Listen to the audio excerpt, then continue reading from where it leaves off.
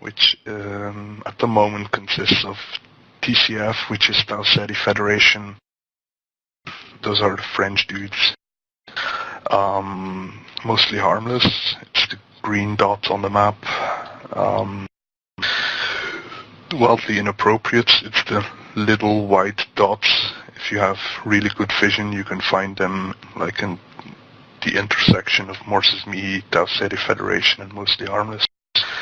They used to live in Geminate, but sort of got removed from Geminate by Red Alliance and Solar Fleet and Atlas, and I'll get to that later. Alright, rest of the Northern Coalition, where were we? Oh, Morse's Mihi, the red blob on the map, lives in Tribute.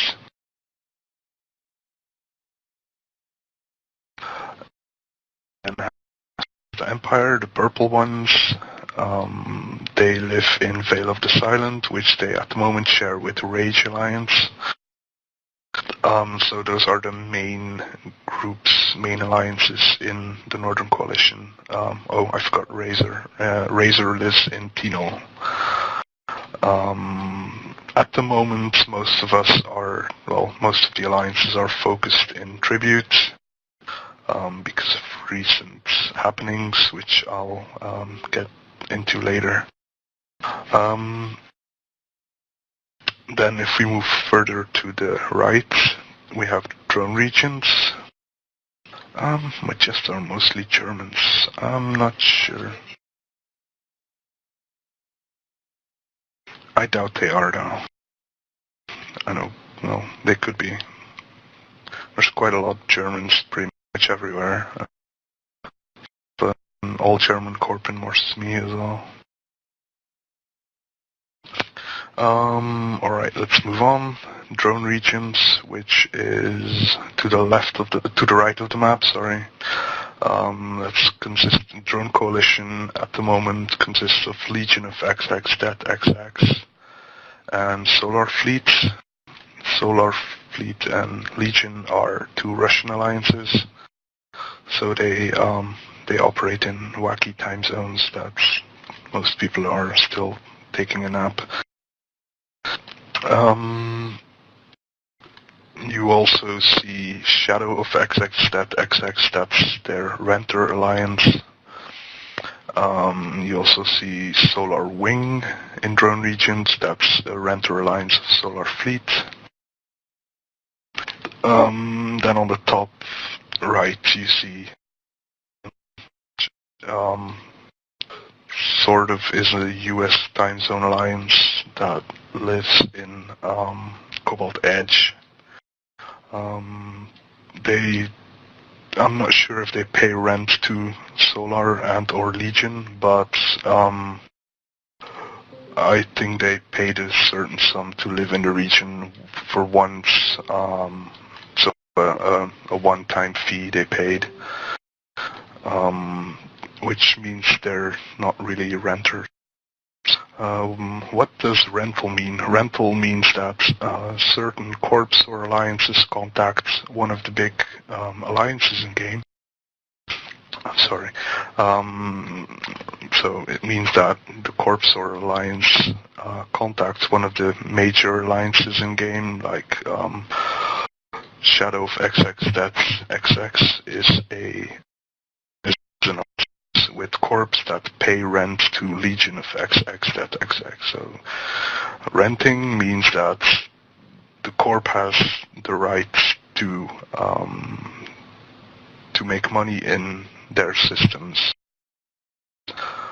They basically rent the system for, it's usually once every 2 or 3 months that they pay rent. It's basically like your apartment.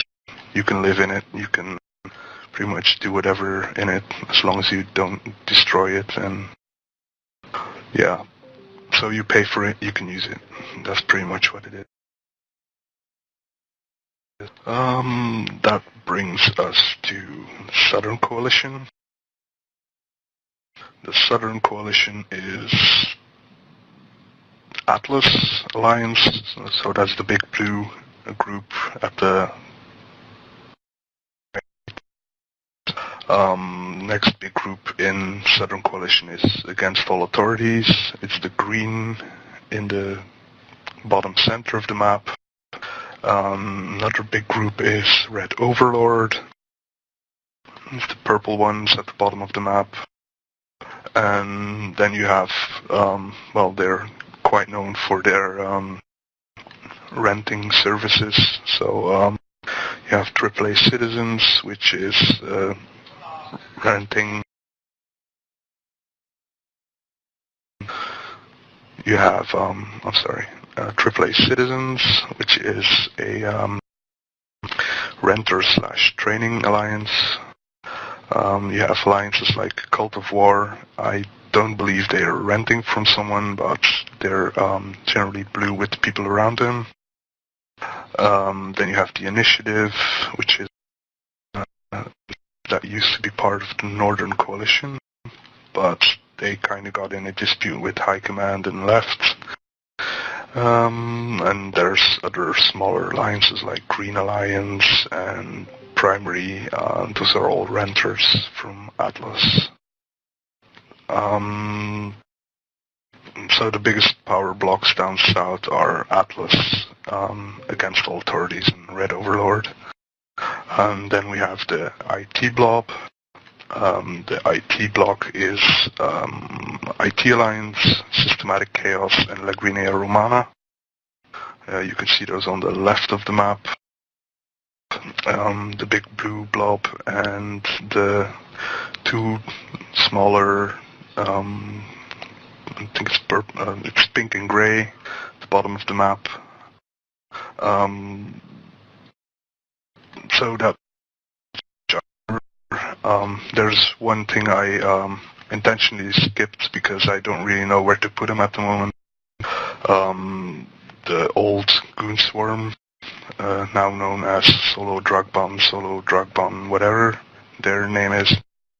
They are at the moment living in Syndicates and Cloud Ring.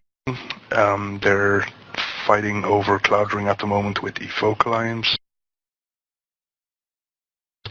Evoke Alliance is a Euro time zone, and Goons, I still call them Goons, so sorry.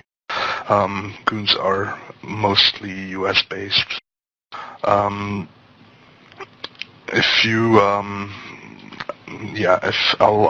get into the solve later, but it basically comes down to Goons waiting until Evoke put a bad timer on their systems, but stuff later. What about CVA? Yeah, I just noticed I skipped those as well. The orange in the center of the map, more near the bottom, is CVA. They live in Providence. They're also known as the Provi Block, together with Severance, Cold Steel Alliance, and some smaller groups.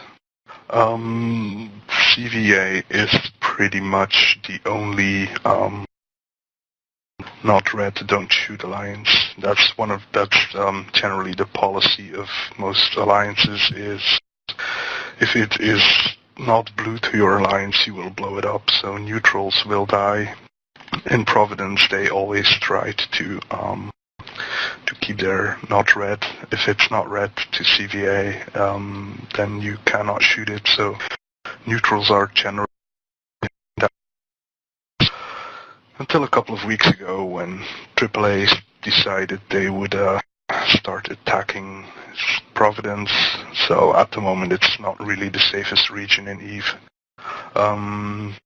Which brings me to the current wars in EVE. It's pretty quiet at the moment. There's two wars going on three. First one is CVA versus AAA and Atlas. AAA is attacking from the left side. Well, I'm kind of putting it simply now, but yeah, AAA is attacking from the left side, and Atlas is more focusing on the other alliances like Severance and Paxton, more from the other side of the map. So that is one hot zone at the moment in EVE. Another hot zone is in Spain. That's at the bottom of the map. Until recently, there's one small red group you can see there, Coven. Coven reset systematic chaos, and well, pretty much the entire Southern Coalition. So Coven and Stain Empire are currently in a territory war with systematic chaos, which will probably not end very well for Coven and Stain Empire because Atlas is helping systematic chaos at the moment, which is kind of a shame, but because their numbers were pretty even before Atlas got involved, so we'll see how it turns out, but I think it's coming to an end. And the third one is, like I told you before, is Solo Drag Band versus Evoke in Cloud Ring. That's in the north, the yellow Solo Drag Band thingy. So that's pretty much it about wars and stuff like that. The biggest wars are over, so it's all small skirmishes at the moment. There's nothing really huge going on. Someone asked in the chat channel, what about the supposed invasion of the North? Yeah, good question. I'm still waiting for it as well. We've been getting reports for the last 1.5 months that we would get invaded by IT Alliance and AAA and Atlas, which is, well, pretty much the entire South. I can't really what they are planning. I'm pretty sure if you ask them, they won't tell you either. We'll see what they do. If they want to come over, they're welcome to. But Northern Coalition is generally quite a defensive alliance, group of alliances.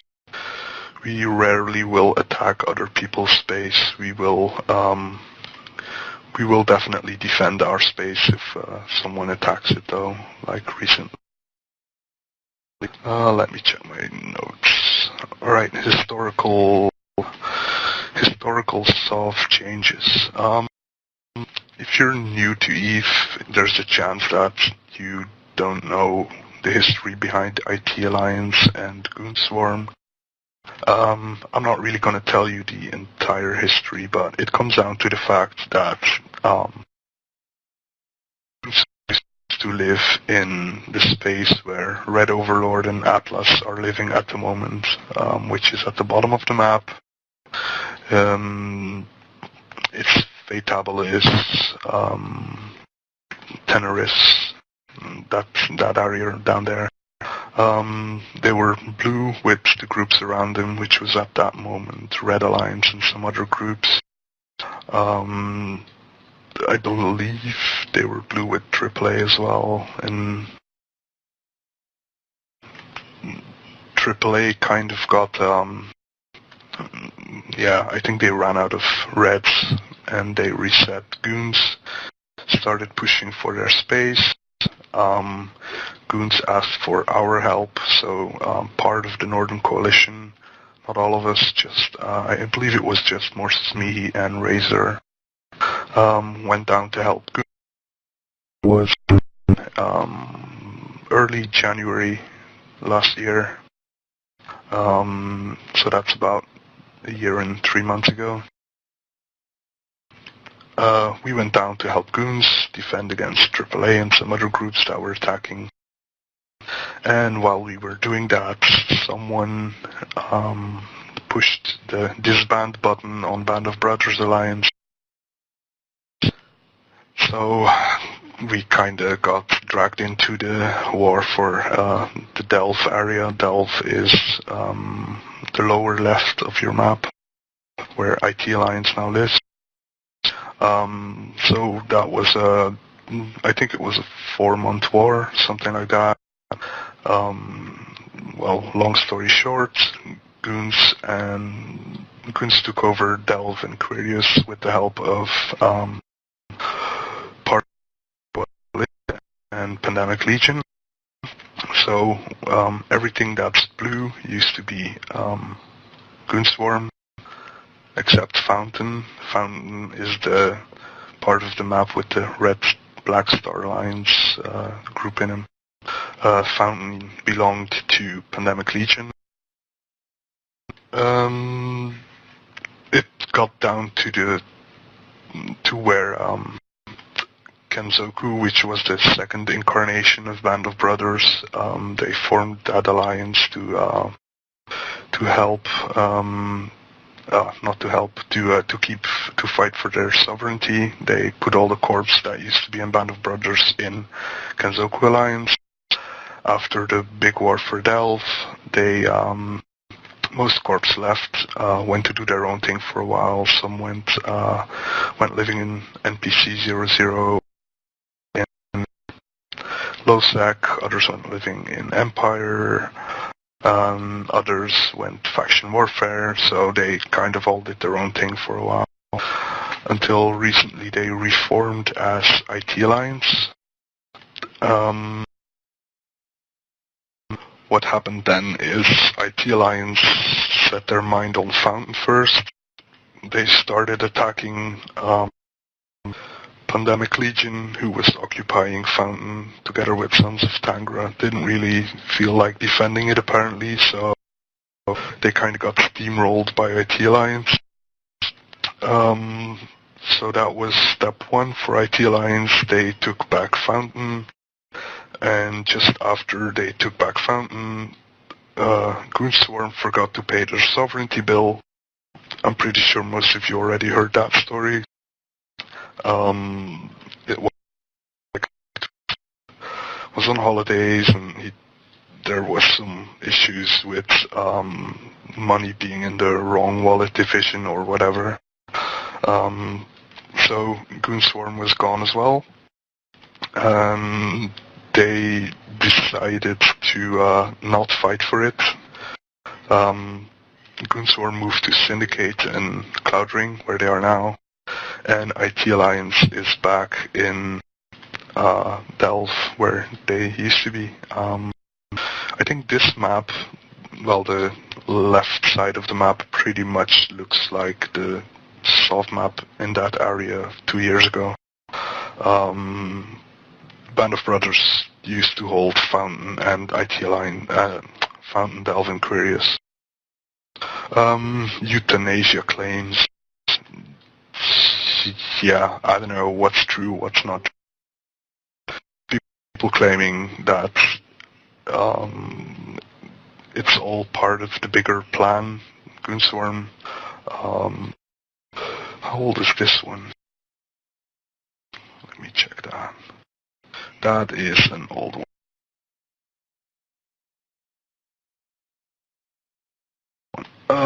Let me check.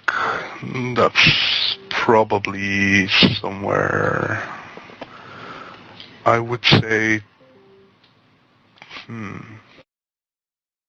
late 2008, probably. Yeah, that sounds about right. Yeah.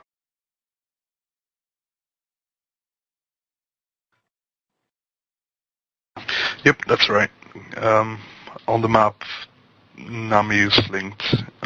You can see Goonswarm in Fatabilis, Esoteria, that area. Part of Fountain and Quirius and Delve. The rest of the map really hasn't changed too much. Well, there's small changes like Hydra Alliance, which is currently dead. Pure is dead. Iron is dead. Yeah. If I have to name all the alliances that died in the last couple of years, I'll be here for 4 or 5 hours, I think. So that's a current overview of 00. Has Cartoon said anything further about why he killed Goonswarm? I believe Cartoon has unsubbed from Eve. His last claim was that it was he already planned it for a couple of months before he actually did it. So lying, if he's not lying, if other people are lying. There's like 3 or 4 different stories going around about what really happened with goons. We'll probably never find out the real story, but I kind of believe cartoon. If you know goons, you probably will as well. It's like the ultimate goon swarm move to destroy themselves instead of being destroyed by someone else.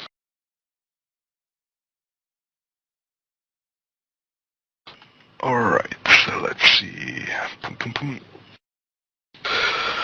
Alright, that's the end of my politics part. Anyone have a question about politics?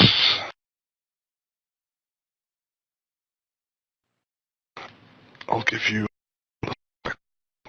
Where did Atlas come from? Atlas is a pretty new alliance, and they are pretty damn good at what they're doing. Atlas is fairly new. I believe they started basing out of Great Wildlands, and they got blue standings with some alliances around there, and they started chewing up some space and chewing up more space, and they got more popular, and they are one giant force to be reckoned with. Shit, give me a second, guys.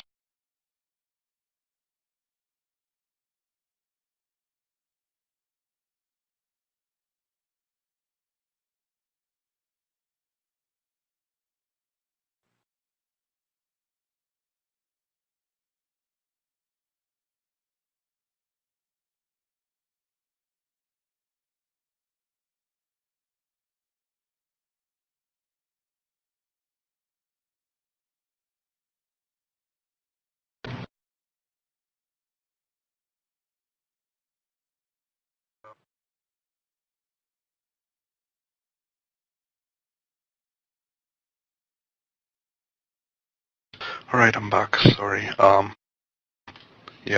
Alliance stuff. Just got an email that there's a red Titan tackled, so... Shit happens. Alright, any other questions about 0-0 politics? If not, I'll move on to another section. Right.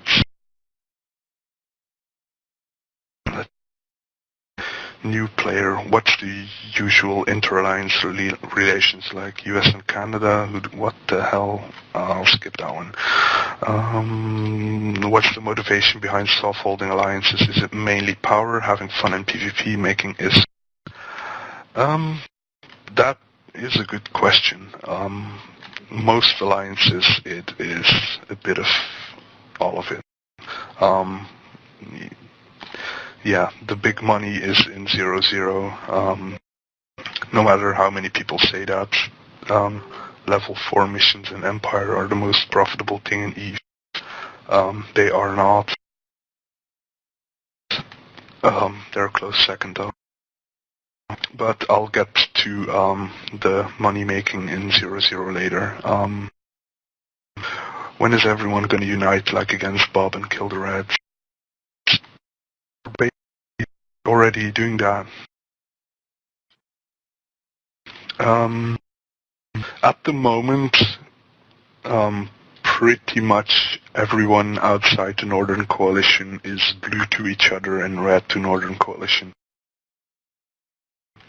Which makes us the new Band of Brothers, I guess. It used to be everyone against Band of Brothers. Band of Brothers always used to be the bad guys for reasons that don't need to be mentioned again, time and time again, but then the big bad guy from EVE disappeared, they disbanded. So people started looking for new bad guys. That's kind of how EVE works.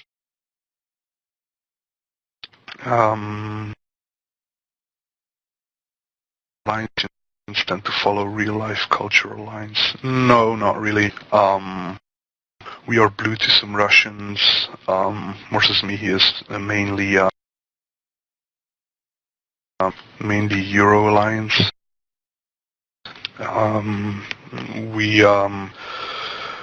The best thing for alliances to do is try to find groups of people that operate in other time zones than their main time zone. Because if you get dragged into a soft war, you will have the problem that you will have low activity in certain time zones. Like Morsesmihi has a historically low activity in US time zones. We try to fix that by finding groups of people who want to live in our space and help defend it while we have low activity.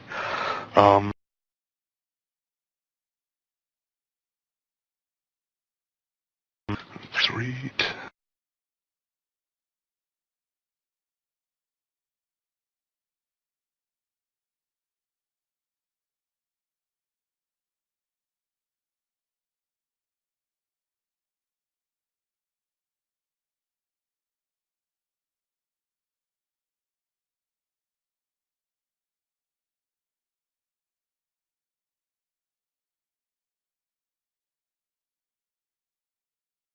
Surely zero-zero alliances are much like Empire in how they form and what they are drawn to. Some are P for faction warfare. Is it more about which corps, like the way they want to play the area, than English versus French, Americans versus Russians? Yeah, definitely. Like goons like to say, they are American, and at one point they pretty much pissed off all English-speaking players in EVE, so they got best buddies with the Russians. It really has nothing to do with language and culture, because that doesn't really make sense as well. If you say, I don't want to be friends with the Russians, fine by you, but you're going to run into them sooner or later anyway.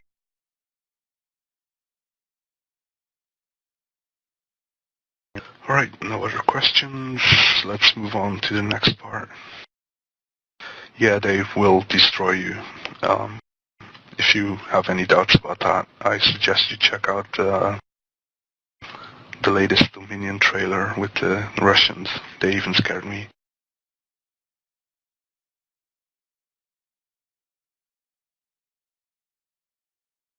Alright, next part. Alright, so let's say you form a corporation and you want to go 0-0. What do you do? It's quite easy actually. If you really want to stay in that corp, your options are limited. If you want to stay as a corp and get into an alliance, your best bet is to contact their diplomats. Chances are small you'll get into the large alliances, but there's plenty of smaller pet/renter alliances that you should get into fairly easily.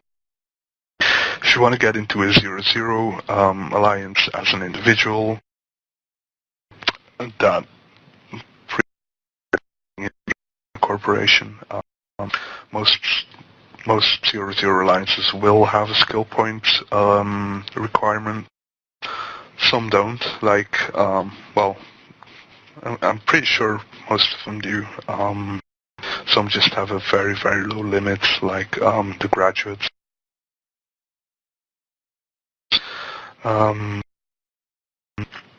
I think T-grads have I don't know what it is, 3 mil, 4 mil for uni players. I haven't really checked lately.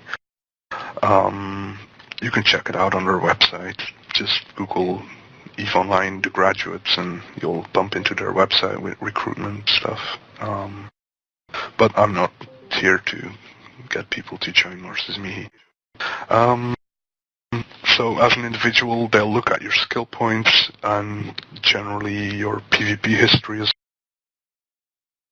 As a corp, like I said, your best bet is to go by the diplomats, or if you consider leaving your corp, you can make a deal with one of the corps in a bigger alliance and start talking about merging your members into that corp. As an alliance, so if you made an alliance with a couple of corps, you have a couple of options. You can start renting, which is quite expensive and which makes you lose quite a lot of money each month. Most alliances rent their space per belt, per system. So if you have 10 belts, you will pay 10 times the belt fee. And other alliances rent per player. So if you have a 300 player corp, you will pay a crap load of money to get some rights to start mining somewhere. How much do alliances charge on average? That's very, very, very, very different. Some alliances charge up to 25 to 30 mil per belt, per month, per member. Other alliances charge, like, let's say, a fixed fee per month for a constellation, like 6 billion per month per constellation. It's really depends on what systems you want to rent and stuff like that. I don't really have an idea about the exact prices because rent space to people.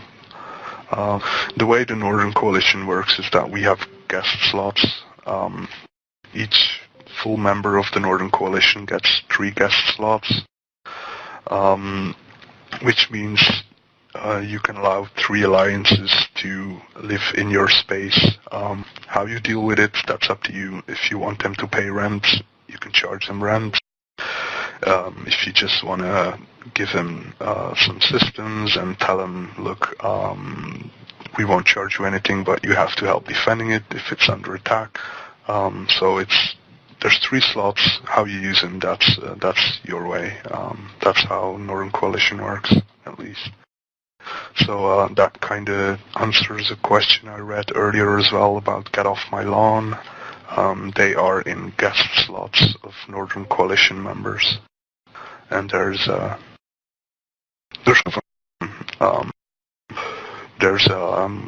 also the group that used to be Division 6 in E-UNI formed a corp as well, Everset Drop Bears. They are a guest of one of the NC alliances as well at the moment with their new alliance.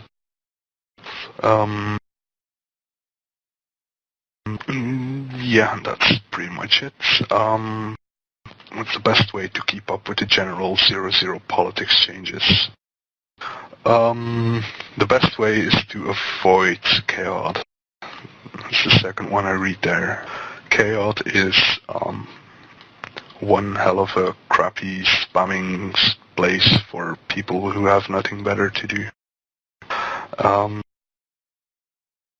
Best way to keep up is check.lan, indeed. I'll link that. Someone can link it faster than me. Go ahead.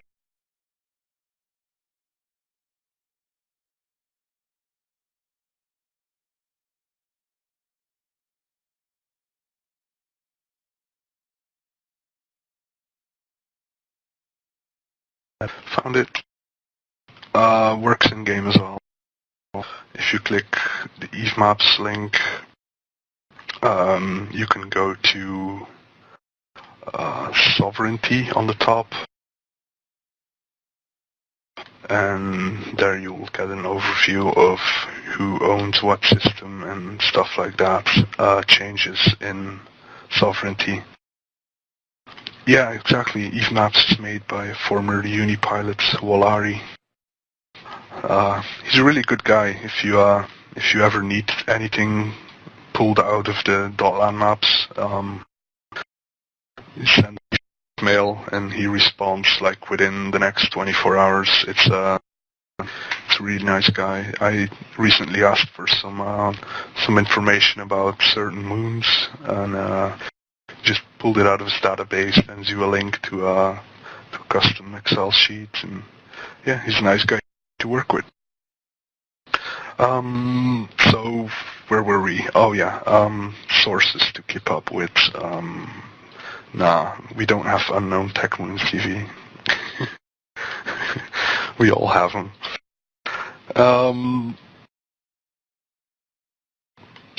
Sources, yeah. .lan is a great source. Scrap Heap is a great source. Kukutsumen is a very, very biased source, so be very careful with that, what you read there. It's a civil.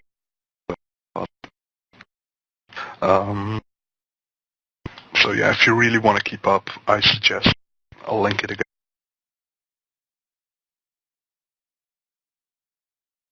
Here's the soft map. The link I just gave you. Oh, hi, Marta. The link I just gave you gets updated daily after downtime, so you only have to bookmark it once.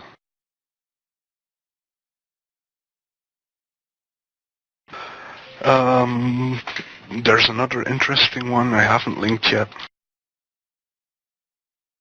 and that's a map of coalitions, aka power blocks. It hasn't been updated for quite a couple of days, I think, because there's still no solo dragman, whatever dudes. But it gives you a general idea of the standings. Pretty much same color is same standings.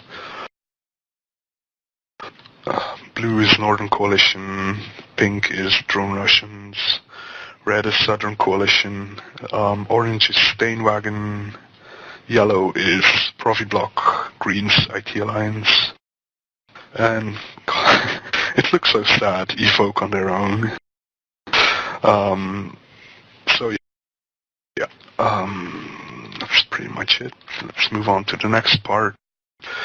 Alright, tips for new corporations that want to start in 00. I think my biggest tip would be start in an NPC region. If you try to start away, you will probably get your ass handed to you in a matter of days and get bored with Eve, possibly quit, and go back to other games that shall not be mentioned.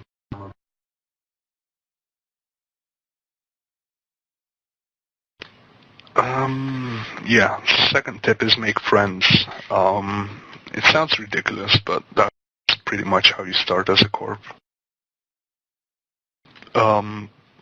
Save people that are getting attacked on gates, fight people that are red to the people you're trying to be friends with.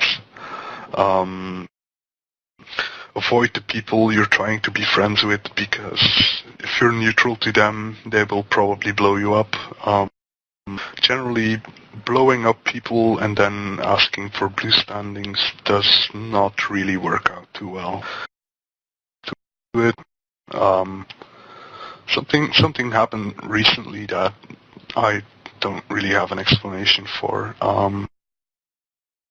Quam Singulari. Quam Singulari is a corporation that was a long time part of Cult of War. They left Cult of War to join Triumvirate Alliance. For some reason, Quam Singulari lost 2 motherships to Cult of War.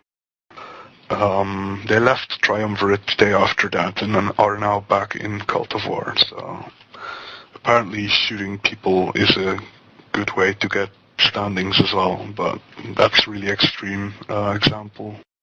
Doesn't really happen that often. I don't know why they went back, or yeah, doesn't really make sense to me, but generally it's better to treat the people right. Next thing you do is contact their diplomats. Say that you will start living in that area, that you will attack those and those people, that you will avoid shooting them, stuff like that. Then the next step would probably be take quite a lot of time to scout moon station systems, stuff like that, before you move in. Learn who lives in the area, who is fighting who do you want to be friends with, who do you want to shoot in the face, things like that. Someone has an open mic. And then definitely get a corp strategy going. Don't think it's as simple as jumping through a Stargate.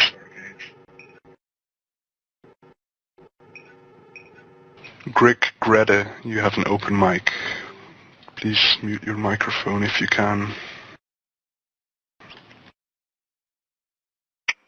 Alright, corp strategy. It's not as easy as jumping through 3 gates, finding an NPC 00 station, docking, and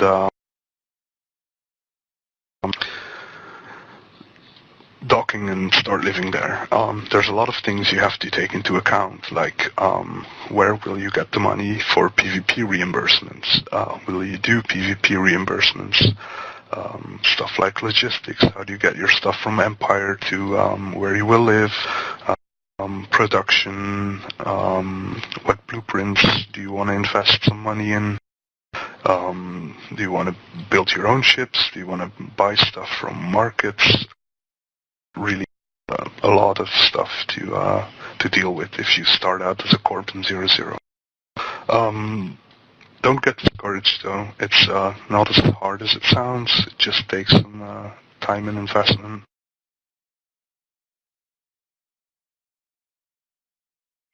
Alright, that was my next part about getting started in 00. Let's see if there's any questions. How do current alliances, coalitions rank amongst themselves? I'm not sure what you mean by that.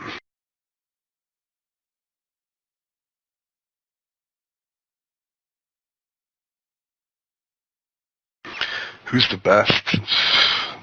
I think there's a couple of power blocks who are comparable in resources, people, and they have. I think at the moment, Morses Mihi does about 80 to 85% of the super capital production in EVE. I'm pretty sure IT Alliance will get theirs running as soon as possible as well. Technetium, which is one of the moon minerals, is an exclusive moon that is in the north. So Northern Coalition has pretty much all of the Technetium moons except some moons in Geminate. There's other rich people in EVE as well. IT Alliance is loaded. They have a crapload of money from tax income and other stuff. Moons they hold, production, P2 blueprints. AAA, which is against all authorities. AAA is very powerful and rich as well. Like I said, Atlas is really a force to be reckoned with. I believe if you look at Alliance versus Alliance, I would probably say Atlas is the most powerful PvP alliance at the moment.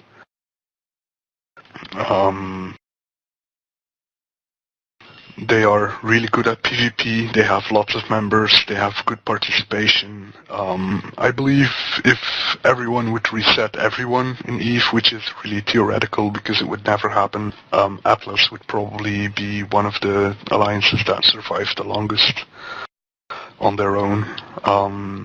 They're really good at what they're doing.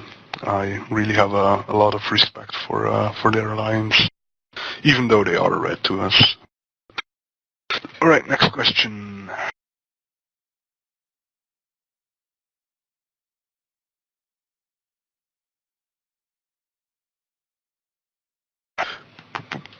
As an individual pilot looking to join a 00 Corp, how much do you have to worry about getting involved with the wrong people and then being permanently unwelcomed anywhere else?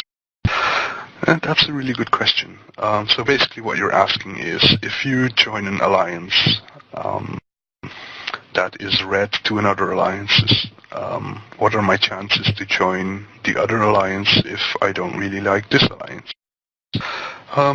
Most people don't really bother with employment history, because if you're a spy, you won't have an alliance history that's all red, unless you're a really bad one. If you look at my SDK Scientific for the biggest part of 2 years, they are currently red with Morses Mihi. So if you can convince the recruiter that you're a good pilot, that you made a mistake in joining that or that alliance, or that you got bored of that or that alliance and that you want to do something else, you generally won't have much problem getting into the other alliance. Sorry to disappoint you, Pifra, but yeah, I'm not here to promote Morses Mihi or any other alliance. I'm trying to stay a bit unbiased, even though we are still the best. How is the current size of the EVE universe compared to what current alliances can support and control?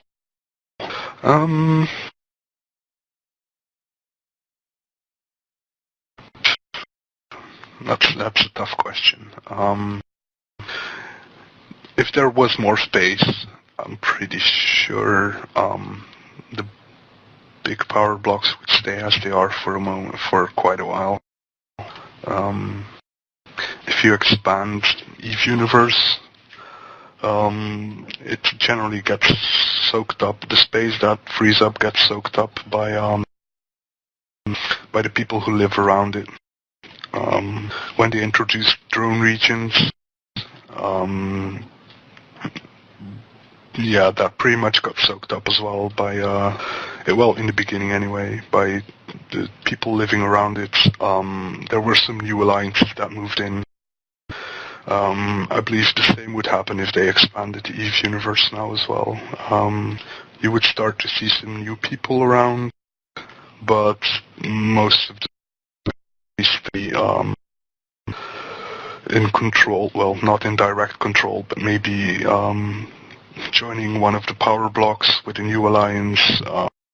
It's kind of hard to predict because I'll get to that later. The cost of sovereignty has really gone up quite a bit now. So I'm not sure if many alliances would be happy to take an extra 2 regions on their pay bill, because the amount of sovereignty you hold now has the possibility of actually killing an alliance wallet-wise. The amounts that are going around are quite crazy if you want to keep Sov everywhere, but I'll get to that later. What things are Atlas doing that they are doing so well?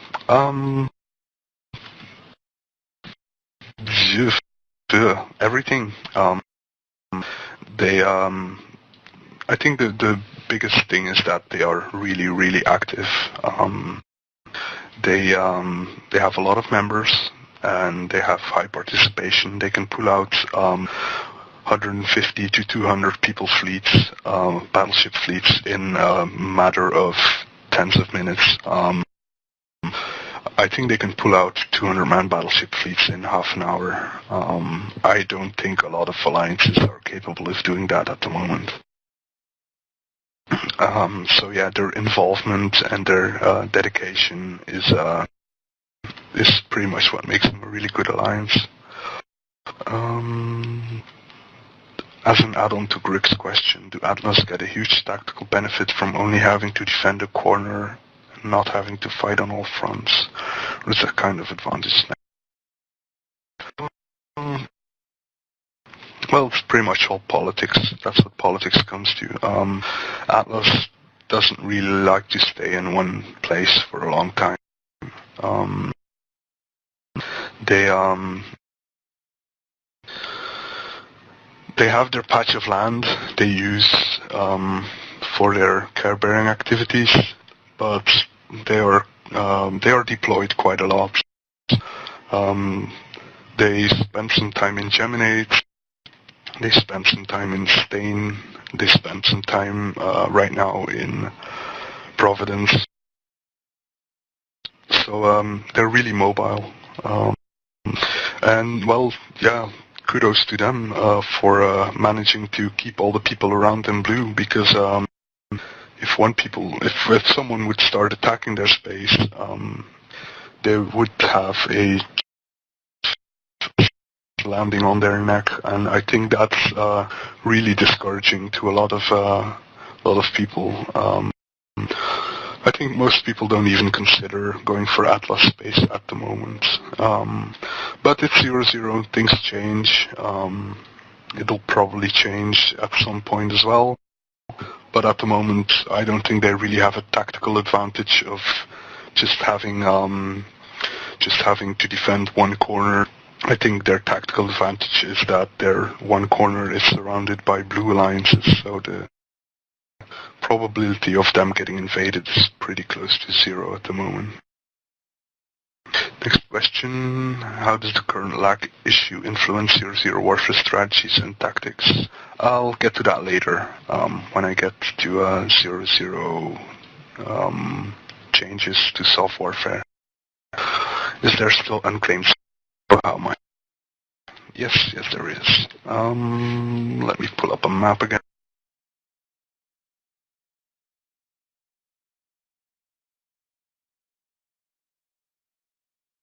If you open the soft map again, scroll all the way up, you will see a God damn it! I pressed backspace by accident.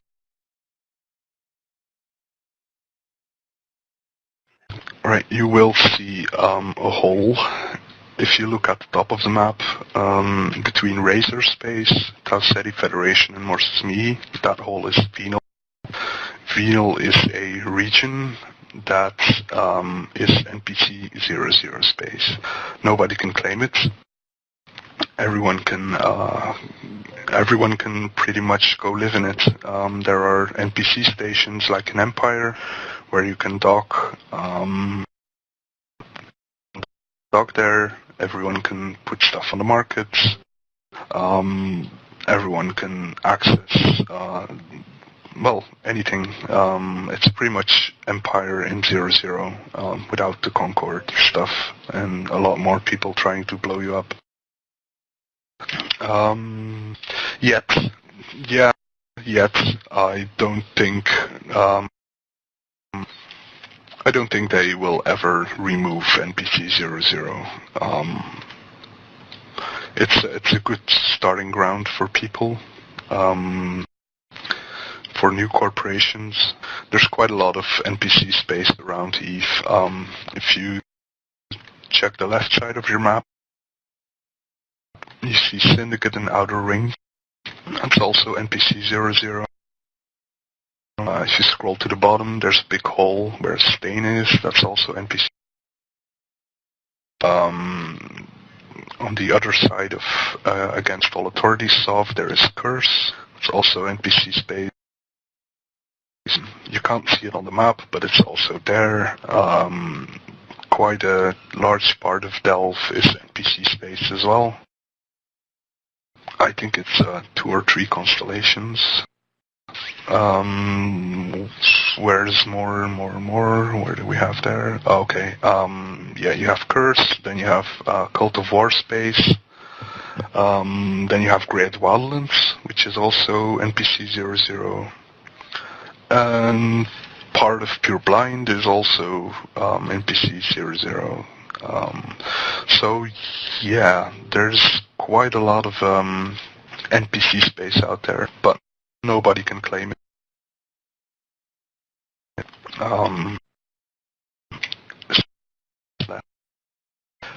Yes and no.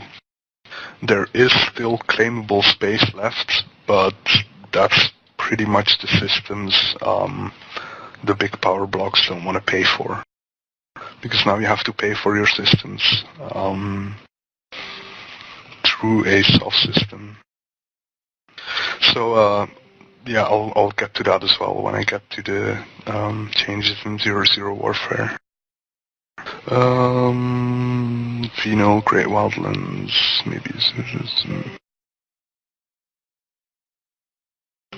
a stupid question, but what is the major difference between having sovereignty over a 0-0 space or having firm control over NPC 0-0 space? Very good question. The difference is in claimed 0-0,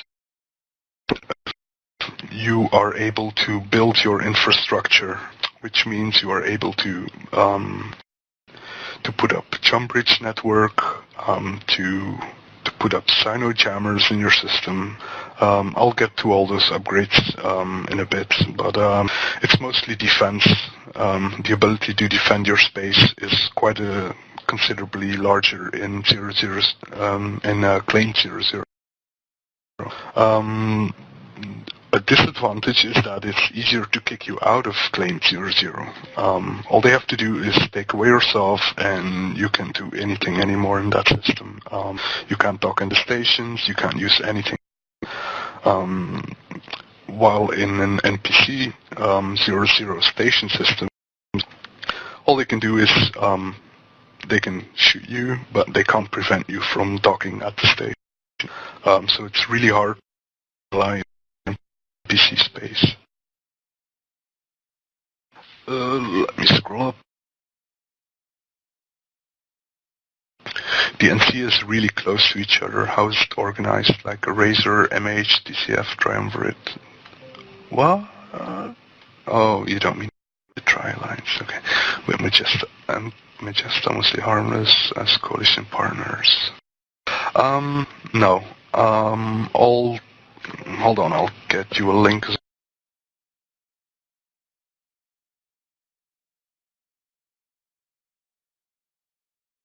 If you look at that link, you will see our standings map, our standings list. That's the official list. At the top you see the full NC members. All those people are full NC members, which means they part of the decision-making process when it comes to sovereignty campaigns and stuff like that, and moon distribution and the other crap that comes with leading a coalition.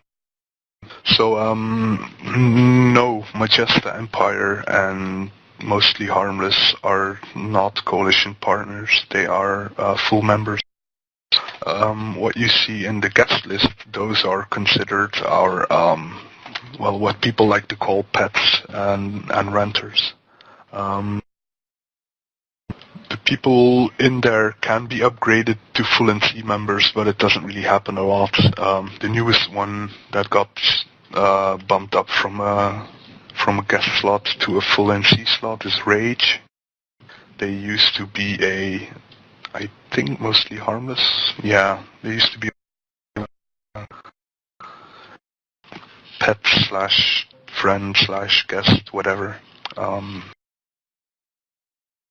So the full NC member does decisions democratic. Yeah, there's boring meetings and stuff.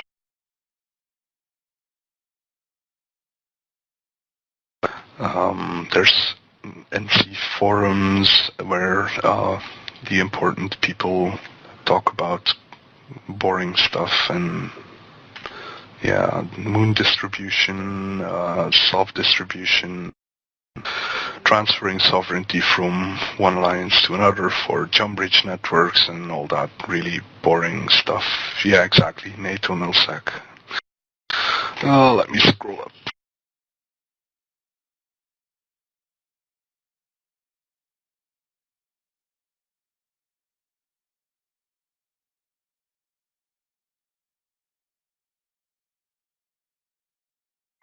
the 0-0 alliances do anything with wormholes or wormhole spate? Yeah, we generally shoot the people that come out of them. But really doing stuff with 0-0, with wormholes, there are alliances that do. Alliances like Triumvirate is quite involved with wormholes at the moment. Not really to make a profit out of them, but to kill people inside of them. There are alliances like Red Alliance who actively upgrade their systems. Well, Red Alliance recently took over Geminate, and they upgraded most of their systems with the quantum flux generator, or whatever it's called, I'll link it later, to have more wormholes in their space. The wormhole levels in 0-0 are generally higher than the ones you get in Empire, which causes the problem that it's not really plausible to go in a wormhole on your own, start mining some whatever, or do some complexes on your own. You need quite a large group of people. I don't really like wormholes myself. Pretty much the only reason is the first time I went in one, some idiot in our fleet, where we ended up shooting each other for 10 minutes until everyone was dead. I generally don't. I'm not a big fan of the PvE side of EVE anyway.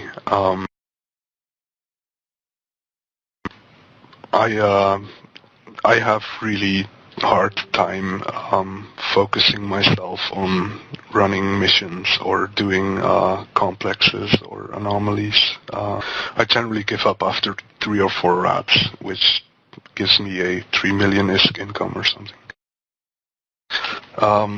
But there are people who are making quite a bit of money out of the wormholes, who are actively seeking them, but they are not something most alliances really rely on. It's mostly individual people looking for profit in the wormhole sector, especially production of T3 ships then, because minerals isn't really the minerals you pull out of Hulk lasers. Minerals aren't really an issue in 0-0 because we have all the minerals in our belts, so we don't need wormholes for that. POSs, you can put POSs up everywhere, you can do reactions, you can do anything in 0-0, so that's not really an issue as well. The only thing I know people use wormholes for is T3 production and some gases. I think there's some special gases as well. I don't know. Like I said, I don't really know too much about the PvE activity.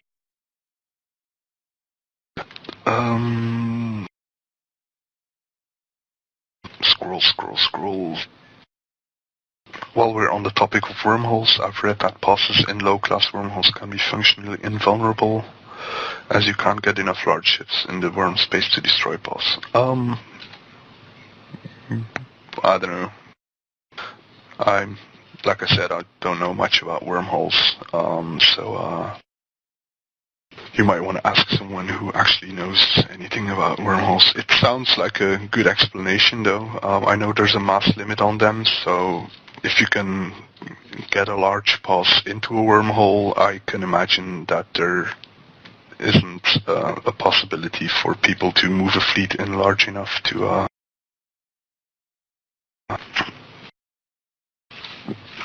actually destroy it, because blowing up POSs, and I can say that with the fleets smaller than 70, 80 battleships, it's really a pain in the ass to reinforce and or destroy a boss structure. It takes ages. Like 60, 70 people should be probably about the minimum you even consider shooting a large boss with. Let me look for another question.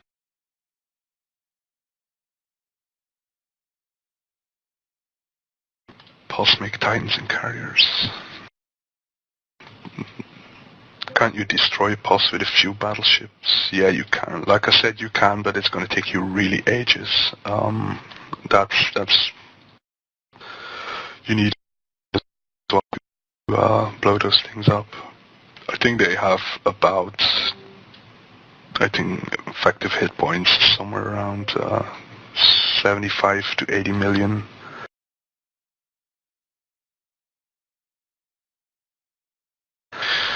Capship tour later. I'm going to talk about capships later.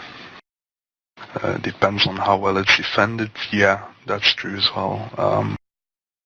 If you really want to be a pain in the ass, you put up a large tower somewhere, you anchor 15 hardeners on the pass, and then you let some people shoot at it for 3 to 4 hours.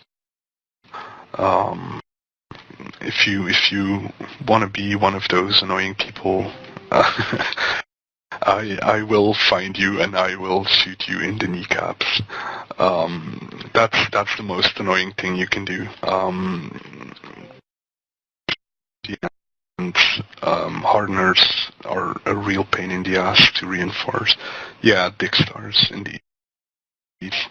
Dick Stars are the ones with a lot of ECM. Resist Stars are the ones with a lot of hardeners. And you have Death Stars with a lot of guns on them. But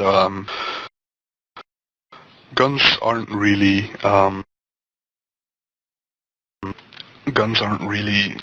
very good on passes because you just drop a fleet on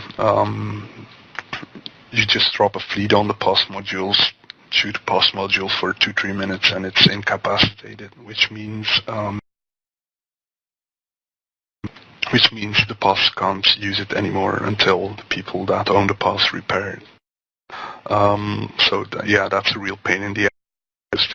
But with a decent fleet with battleships and logistic ships, you don't have a problem taking out the pass that's set up for damage. We used to have a very large number of Death Stars as defense, but with recent changes and with the type of enemy we had the last couple of months, it's generally been replaced by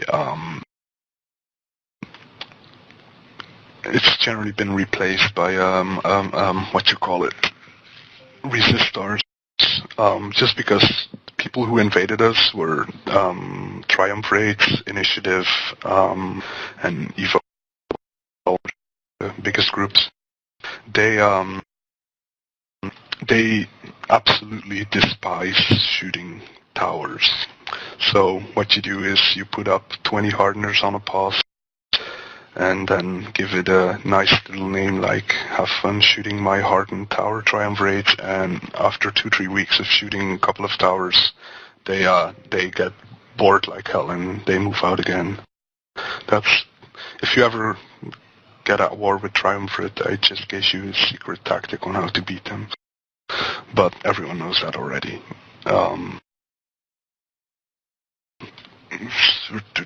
You said MM was one of the largest supercap producers. Who do they sell to? Pretty much everyone who's asking. Most of our supercaps end up on the market, being sold on forums. There's also a lot of demand from inside the alliance. Those people generally get a reduced price.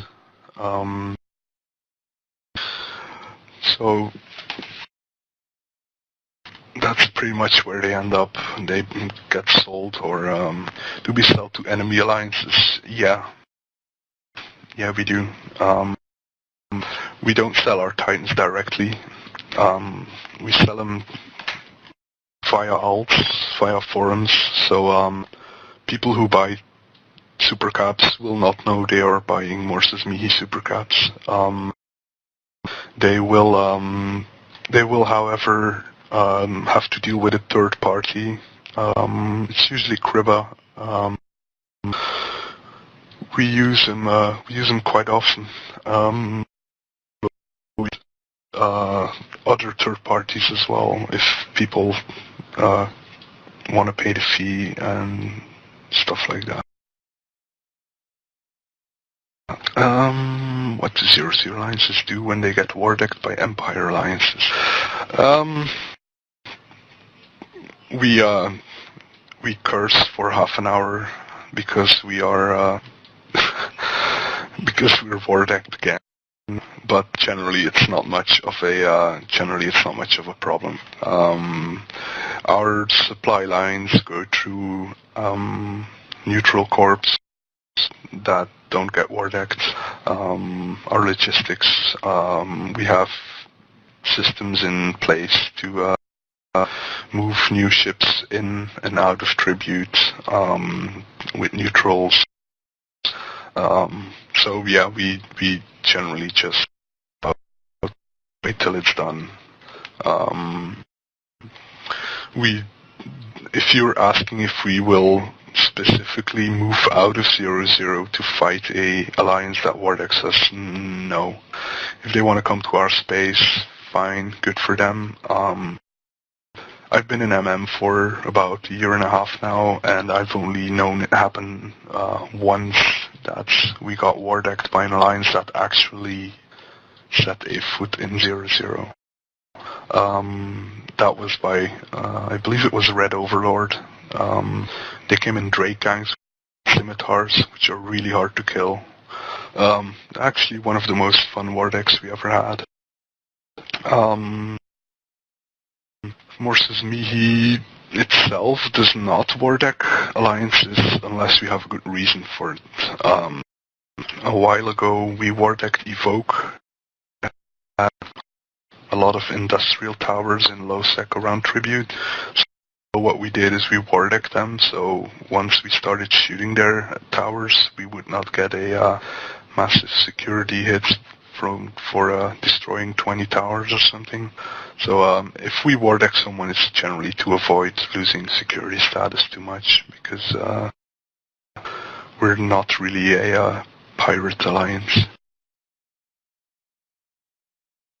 Alright, what do 0-0 alliances do when they get war? No, I just had that one. What's the price of a supercap now?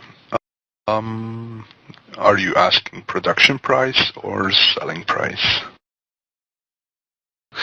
If you're asking production price, it's about 50% of what they're selling for on forums now.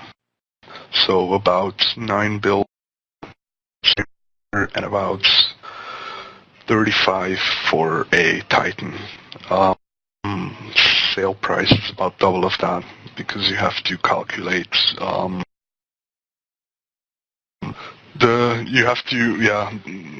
when I say 9 and 35 for super caps, that does not include the upkeep of the tower and the paying of the soft bill and the upgrades you need to install in your system. Final sell price, Final sell price is about 18 to 20 bill for a supercarrier and 65 to 70 at the moment for a Titan. That's just the hull price with travel fitting, so Capri chargers, a cloak, some fuel in it. If you want to know the price of a Titan with a decent fitting, I would say it's, if you're gonna pay market price for the hull, you will pay 65 for the hull and about 35 billion for the fittings. So that's about 100 if you want to pay market price. Let's see. What's it like to fly a Titan? Is it actually fun? I'll talk to that later when I talk about capital ships. Is the market in capsule production, capship production, in material or module production?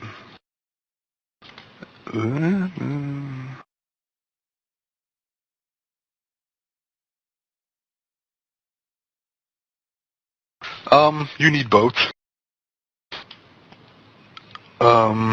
Yeah. Most Titans are fitted with officer modules. You can't make those. There's some modules that are more expensive to acquire than others because they have a lower drop rate, or because they only drop in certain regions, and those regions just keep them for themselves.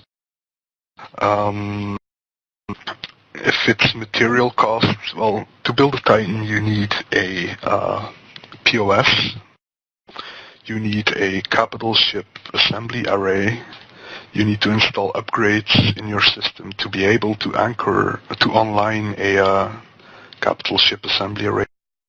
You need a crap ton of minerals, you need blueprints for all the capital components that require. Let me link you a blueprint.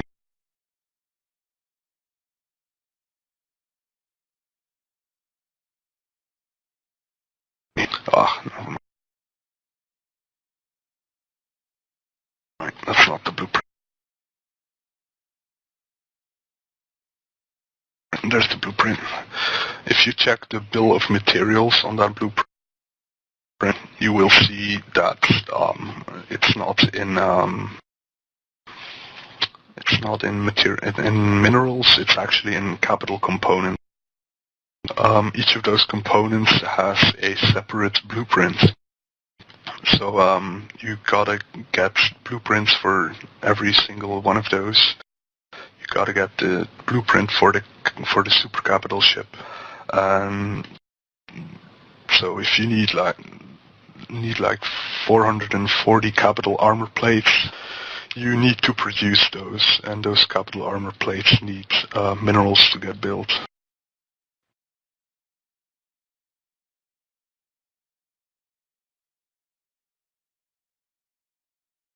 So it takes about, I'm not sure, 5-6 weeks to build a Titan. What do you guys actually need from Empire? You're so big, couldn't you be nearly self-sustaining? Yeah, we could, but sometimes it's more efficient to people who own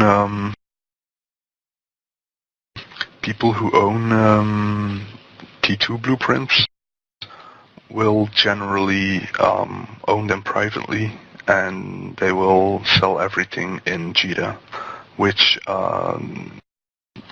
T2 blueprints, the original blueprints.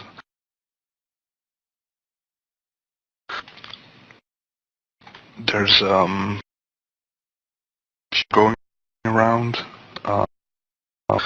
Most of the T2 production will go to JITA because, as you can imagine, those people bought those blueprints, or got them through the lottery. But most of them now were bought from market. They cost a lot of money, so people want to get the profit out of them. So most of the T2 production goes back to Empire. A small part of it goes back to the Alliance. If you know someone who has a T2 blueprint, you will generally get a reduced price from him if you ask to buy some ships. But if you want a T2 blueprint history, that's for an underclass. I just scanned down a wormhole on my first try. Congratulations. Alright, that's it for this section. I really need to take a piss, so I'm gonna take a 5-minute break. Right, let's start the last part of the class at 21:33. So, 5-minute break. I'll see you guys in a couple of minutes. If you have questions, feel free to ask them in class.E-UNI in the meanwhile.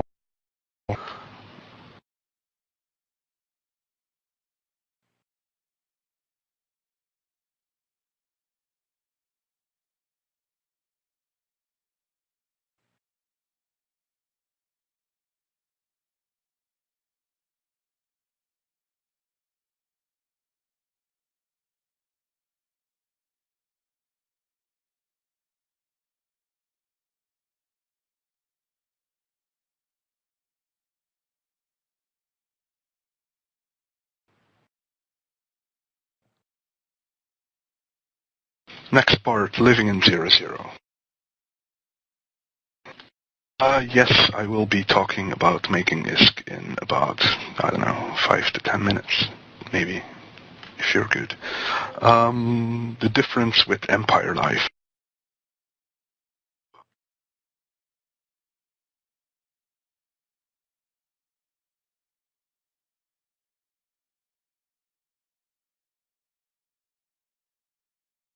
The first big difference is bubbles. As you can see on that picture, bubbles are something you can anchor in space, or that you can launch from a certain ship type, such as interdictors and heavy interdictors. Interdictor is a destroyer class ship that can fit a bubble launcher, and they're generally really weak, quite fast, but they're also really fast, so they can get the hell and drop their bubble. Their job in fleets is generally drop a bubble and get the hell out of there before someone shoots you. The heavy interdictors have a really big tank, but they are really slow as well. They are harder to kill. They do not require a launcher for their bubbles. They do require a module that needs to be active all the time if you want to keep your bubble up. So that's the main difference between them. Then you have anchorable bubbles, such as you can see on the picture. There are small, medium, and large bubbles. The only difference between them is the bubbles. Let me link one of them.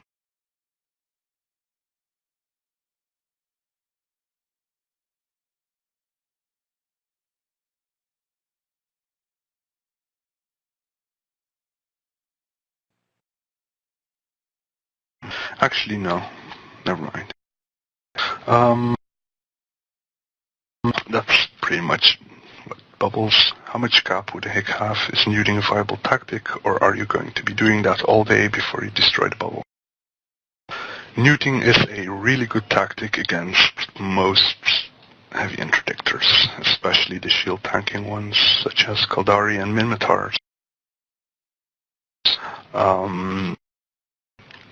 Kaldari and Minmatar ones usually have a shield buffer tank fit with a lot of resists, a micro-orb. The armor tanked ones, Amar and Galente, usually have a cap booster fitted, so it's not really possible to neut those. You can neut them. They will have to use their cap booster continuously, so they will run out of cap boosters eventually. But you will get out of a Hector bubble a lot faster if it's Goldari or a Minmatar pilot. Another thing that's worth mentioning is that while a heavy interdictor has his warp disruption bubble up, he cannot be remote repaired. So if there's a bubble up and there's 200 other battleships around him with remote repair modules fitted, he will have to drop his bubble before he can be remote repaired. He will either die or he will drop his bubble and get wrapped up. In both cases, you can warp out after that. If you try to warp in the bubble, do you get aggro? Does the Dictor pilot get aggro? Yes, if they have been launched by a ship, you will get aggro. If you warp in an interdictor bubble, the interdictor will have 1 minute aggro timer, which means he cannot use a gate for 1 minute.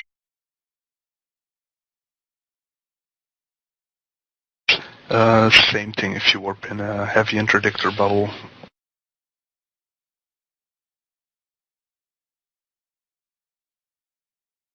If you try to warp in an anchored bubble, the person who launched it will not get aggro, because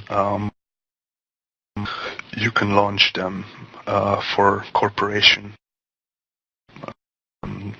You can anchor and online those for your corporation, so that anyone in your corporation can unanchor it again, which means if they would make an aggro rule for that, the entire corp would have aggro for 1 minute, which isn't really a good thing.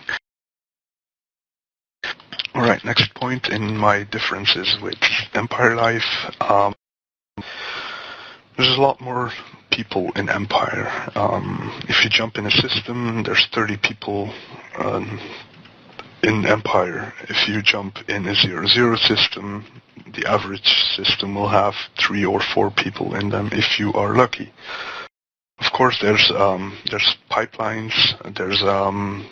There's systems that are more popular than other systems, but in general, you will have a lot more people in Empire system.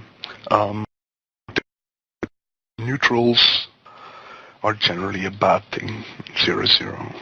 If you see a neutral, you might want to pay attention to your ship scanner or to your intel channels, because neutrals are a lot more dangerous in 0-0.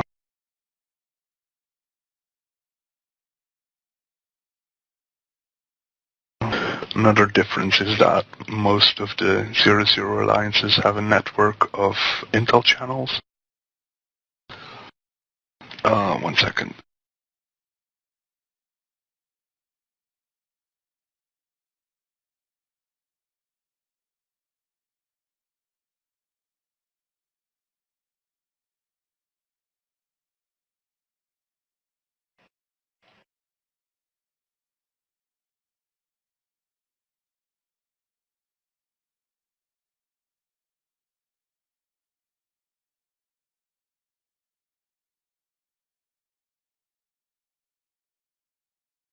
Alright, sorry about that. So, intel channels. Intel channels are generally just regular chat channels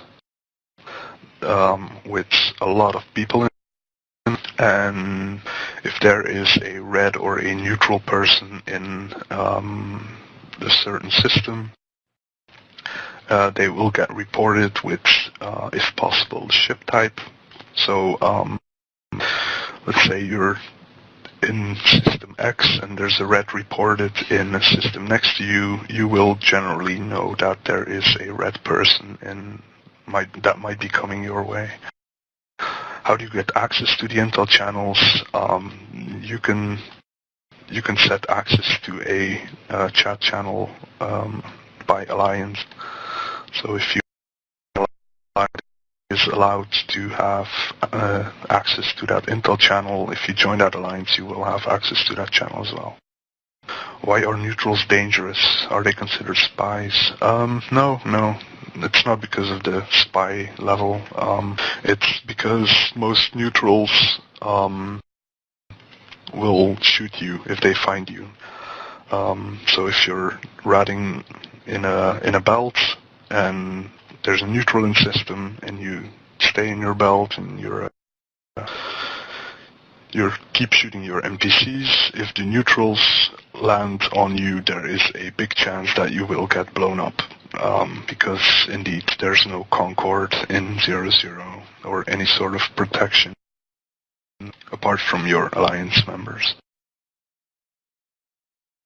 Another big difference is jump bridges.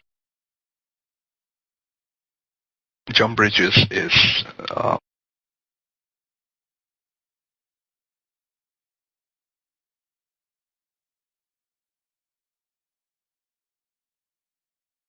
I put a link there. As you see, jump bridge is a module that you can anchor and online on POSs. They connect two systems. They do not have to be systems next to each other. It's possible, but they generally skip a certain number of gates.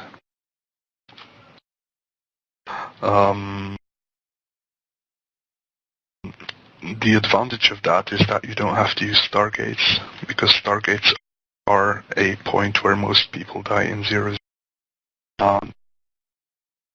Jump bridges are a lot safer because they are on a POS, and POS will shoot anything that is not blue, and sometimes shoot people that are blue as well, but that's because standings fail and stuff like that. Can you use a jump bridge if there is a bubble around it? No, you cannot. If the Reds find a juicy target around the jump bridge, let's say a freighter, and the Reds have a scout on the jump bridge, it's quite likely that your freighter will get a bubble dropped on you, and they will warp to the jump bridge and kill your freighter. They will lose some ships in the process, but the profit is generally a lot higher than the loss of a couple of combat ships. You can, however, use it if you are tagged. If you just have a warp disruptor put on you, you can still jump through the jump bridge. It's only with bubbles that you are unable to use the jump bridge. So jump bridges are outside of the pass. Yes, they are. They have to be within a certain distance of the shields, though, so you can't put them like 300 kilometers off the pass. But yeah, they are outside of the shields. Next point, stations. Alright, there's two types of stations in 0-0. There are outposts, and there are NPC stations. Outposts are the stations that are in conquerable sovereignty, and they are run by players that own the station, which is generally which is always one corporation who owns a station. I have some screenshots for you.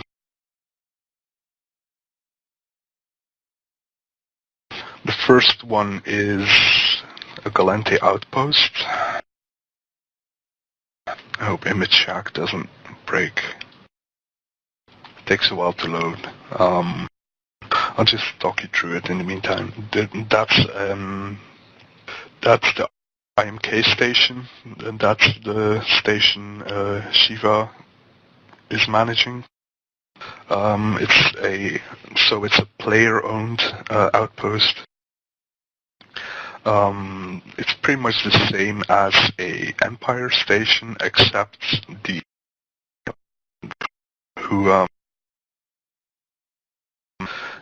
corp who owns the station can set different settings on the pass. On the outpost, I mean, of course. Like you can see in that link.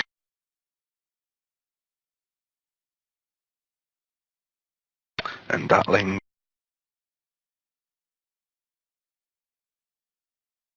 The first one, let me load it. Oh god, that's slow. No, it's not something you build. It's, well, yes and no. To drop an outpost, you need what's called an egg, because, well, basically it looks like an egg, and you have to fill it with all sorts of minerals, trade goods. So you need a lot of freighters to fill up an egg, and once it's filled up, you have to wait until one downtime later, and after downtime, your egg will hatch to a outpost. You can only drop one per system. You can upgrade them with different stuff depending on what type of outpost you give. Well, let's look at those settings. First one is the settings page for access. There's a lot of different stuff you can edit there. There are different services, as you can see on the right. There is a medical service, there's a fitting service, repairing service. There is the rest. There's always a bounty insurance and one of those industrial thingies I never use.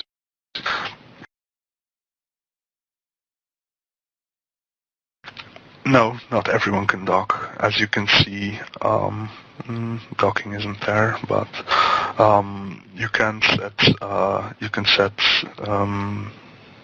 minimum standing for docking. So if you are neutral or red to an alliance that lives in a certain outpost, you will most likely not be able to dock there unless they screwed up their station setting.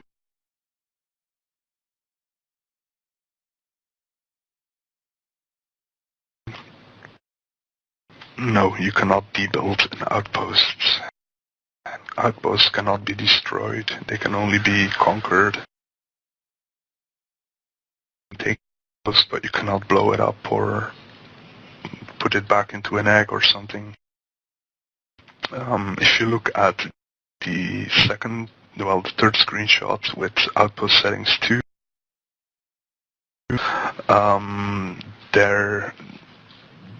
those are cost modifiers, which means, for example, the repair facilities good standing discount will give you 10% discount per point of standing you have.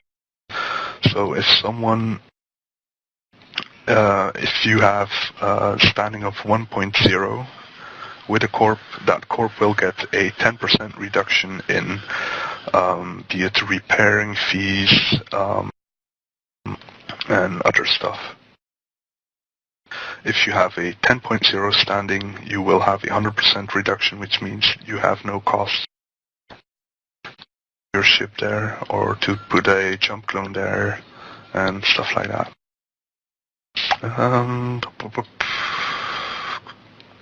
Are there sentry guns at outposts? No, there are not.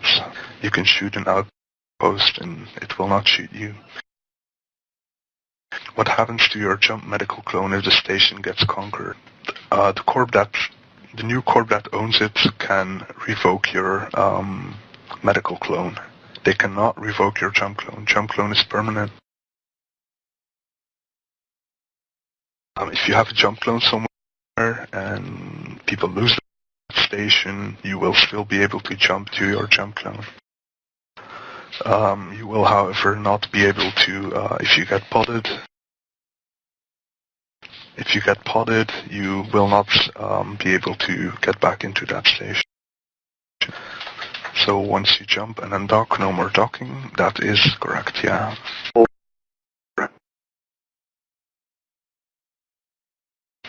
You can, however, jump, sell all your stuff, and jump back to another clone, and jump back to that outpost clone.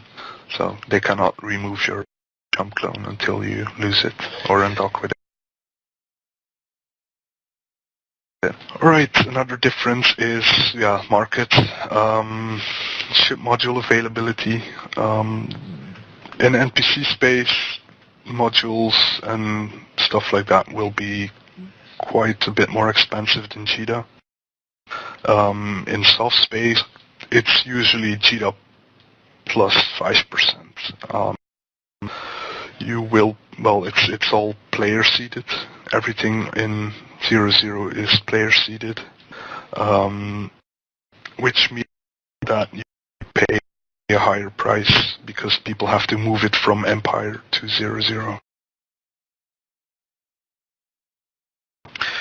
I'm sorry, I'm not sure I heard this right. The Conquerors can revoke your medical clone. That's right, yeah. Your medical clone is the clone you end up in if you get potted. So if you get potted, if you undock from a station, you get potted, you will not end up back in that station. No, they can revoke it. If they revoke it, it moves your med clone to the an NPC station somewhere in the neighborhood. So your med clone will be moved.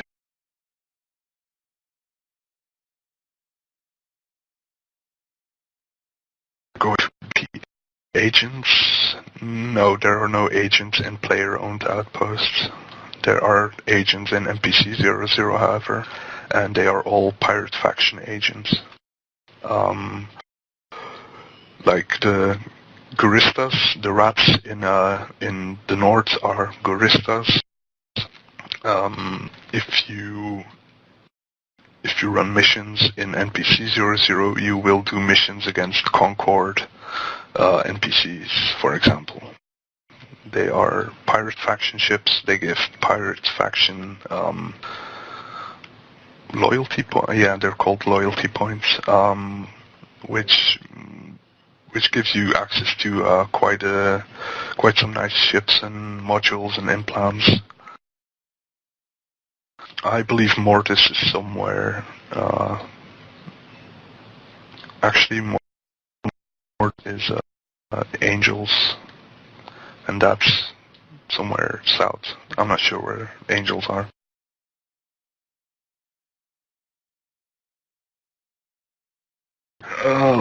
Where did I end up? Right, the difference between solo life, corp life, and alliance life in 0-0. Solo, if you go solo in 0-0, you will probably need a fast-moving ship, because there will be people trying to kill you, and if you're on your own, they will bring 2 to 3 people to avoid losing a ship to you. So your only option then is either outrun them or fit a cloak on your ship, so you can warp to a safe spot and just start moving again. As a corp, like I said, best bet is NPC 0-0 or based out of Nullsec near Sovereign 0-0. Like for Tribute, there's quite a lot of people living in the Nullsec cluster near the Empire entrance from Tribute. They get quite some nice skills actually, like people moving in and out, haulers, some people, haulers, people who move on their own without a scout.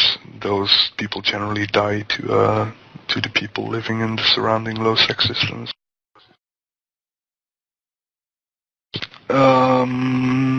Next section is on skill suggestions for 0-0. My first suggestion would be try to get an alt if you can.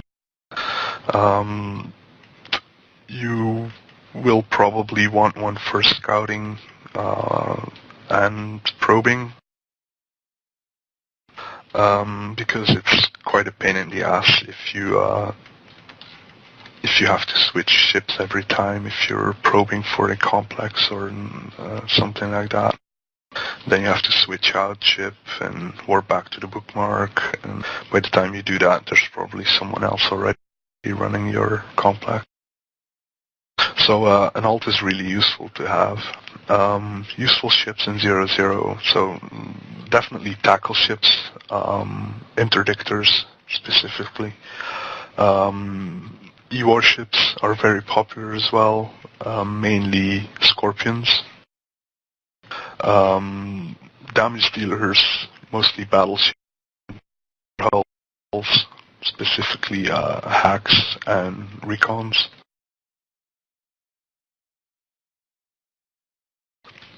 Is my mic bad?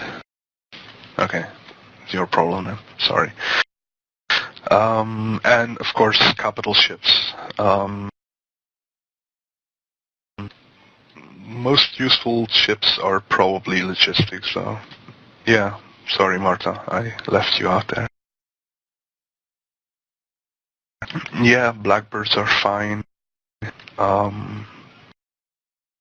There's some legend going around that some people look down on Tech 1 ships, but, well, some people probably do, but most people don't, because Tech 1 ships can be really, really useful, if you know how to fly them at least. They're really nasty. I'm trying to think of other T1 examples. Yeah, the cruisers can be really useful, like stabbers. Yeah, drakes, definitely drakes. The battle cruiser hulls are really popular. Of any race, as long as you can fit long range, they're really, really popular. Alright, next, making money in 0-0. What you've all been waiting for. There's quite a lot of mean ways to make money in 0-0.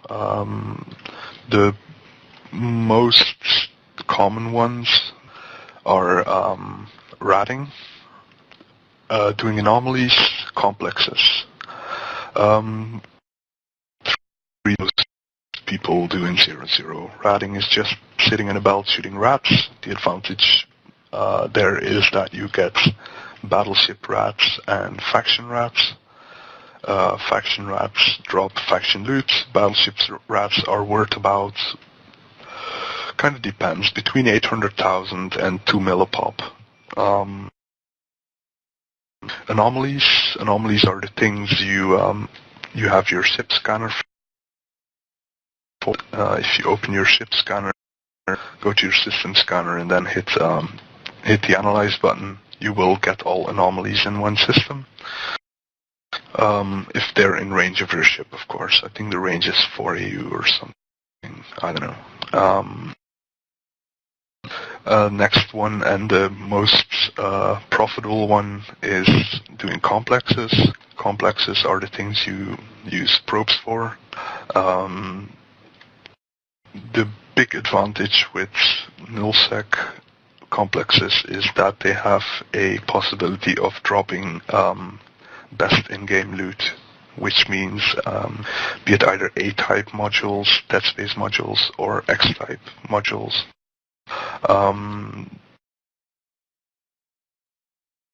If you're lucky and you find a 10 out of 10 complex, which is the hardest rank a complex can get,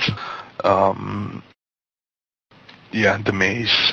The maze is notorious in Tribute and the northern spaces because most people lose their ships in the maze. But the loot can be very, very good out of them.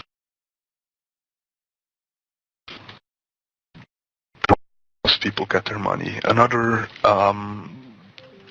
way of making money in 0-0, of course, is trading.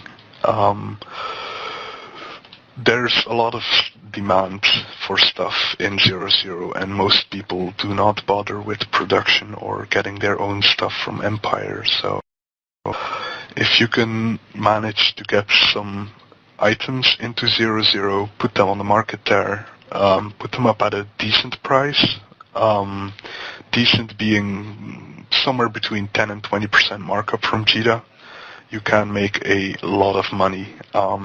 Just go sit in the system, find a hole in their supply, be it ammo or whatever, implants, stuff that doesn't take much cargo. And yeah, just put it on the market, and you will definitely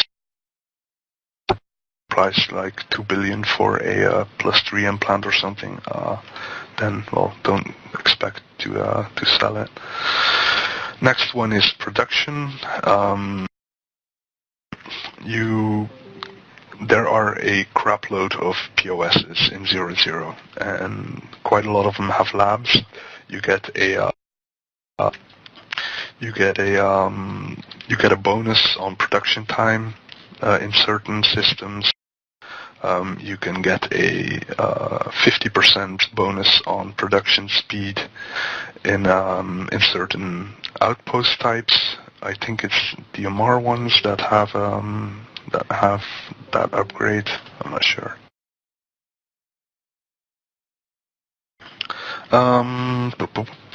So that's production. Oh yeah, of course, super capital ships. I talked about it. Are a big business in 0.0. They are very profitable. If you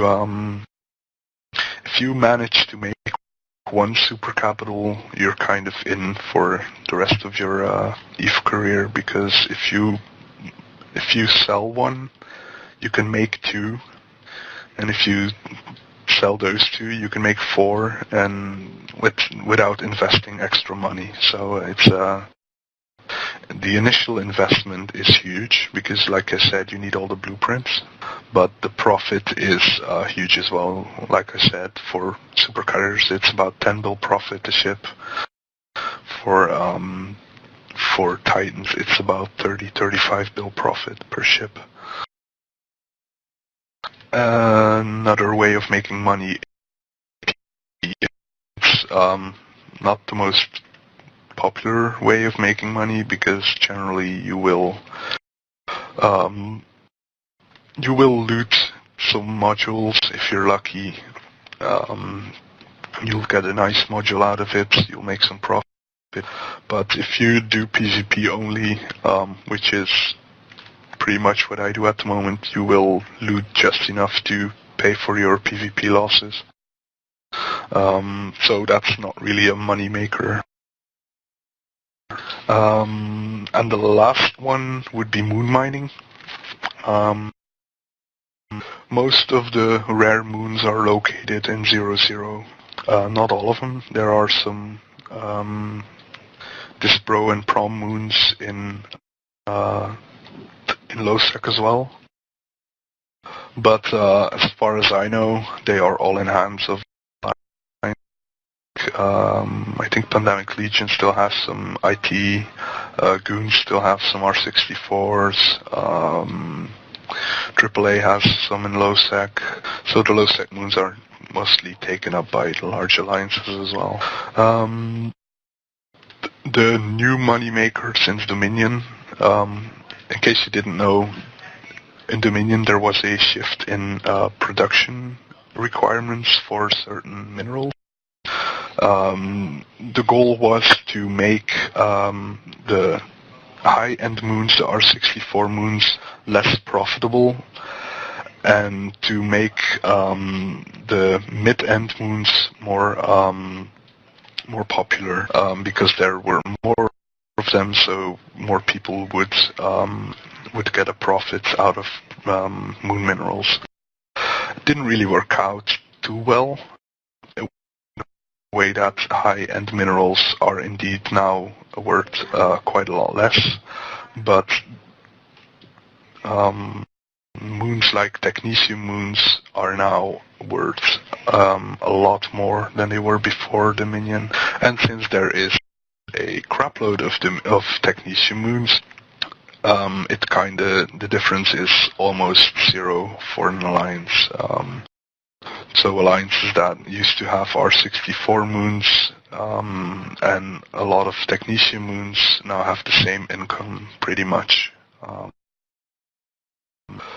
But like I said earlier, Technetium moons are only available in the north, which kind of made people rush towards the north the first couple of weeks after Dominion, trying to get some Technetium moons.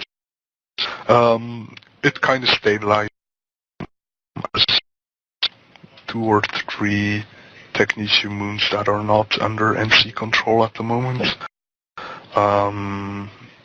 But it's somewhere in Black Rise, Nullsec.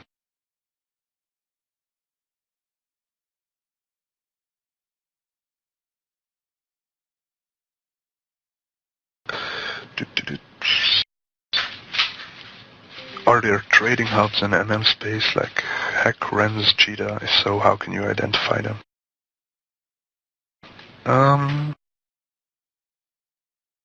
Yeah, there are. Pretty much the only way you can find out is just jump into Tribute with one of your characters, preferably not your uni character, or people will get mad at you.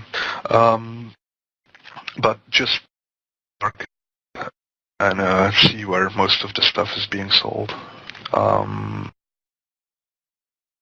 Yeah, you are blue to MM, but you are not blue to our guests, so our guests will blow you up.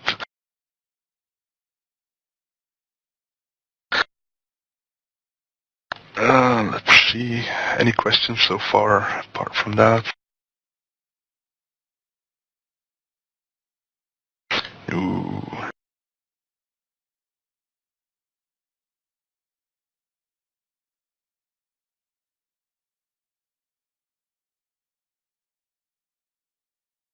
Alright, next part. I'm almost, well, not really.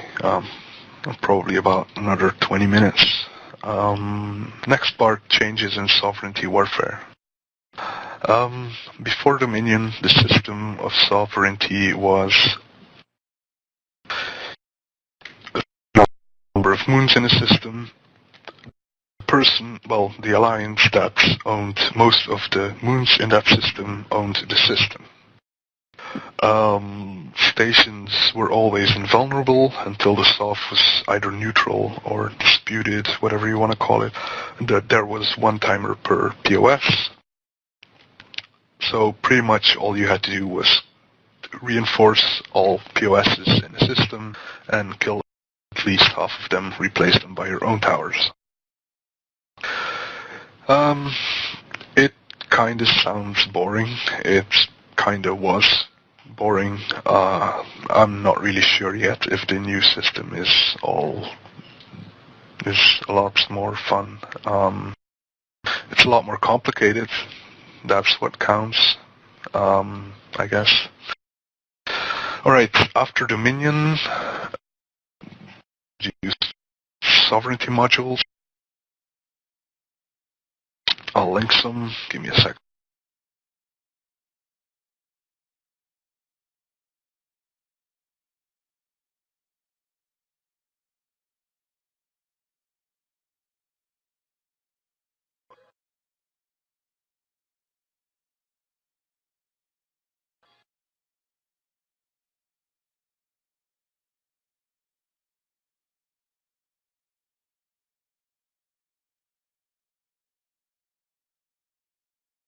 There you go. There's 3 modules: a territorial claim unit, a sovereignty blocking unit, and an infrastructure hub. I also took some nice screenshots of those just before class. First picture is a territorial claim unit, which has the shiny Alliance logo in it of the Alliance that owns it.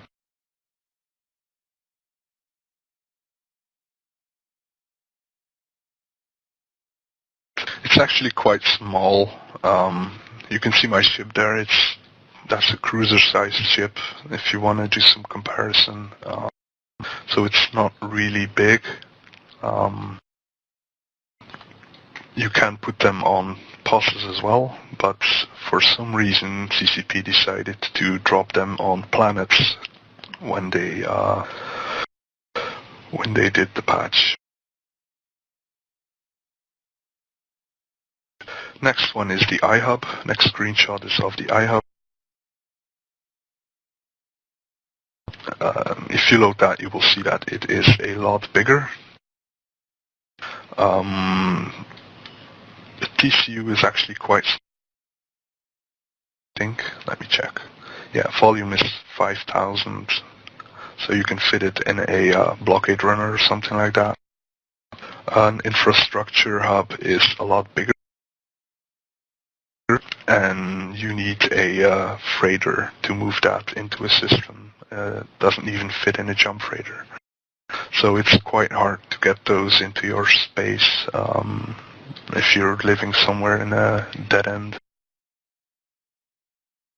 Alright. Let's walk through the process of taking over someone's sovereignty.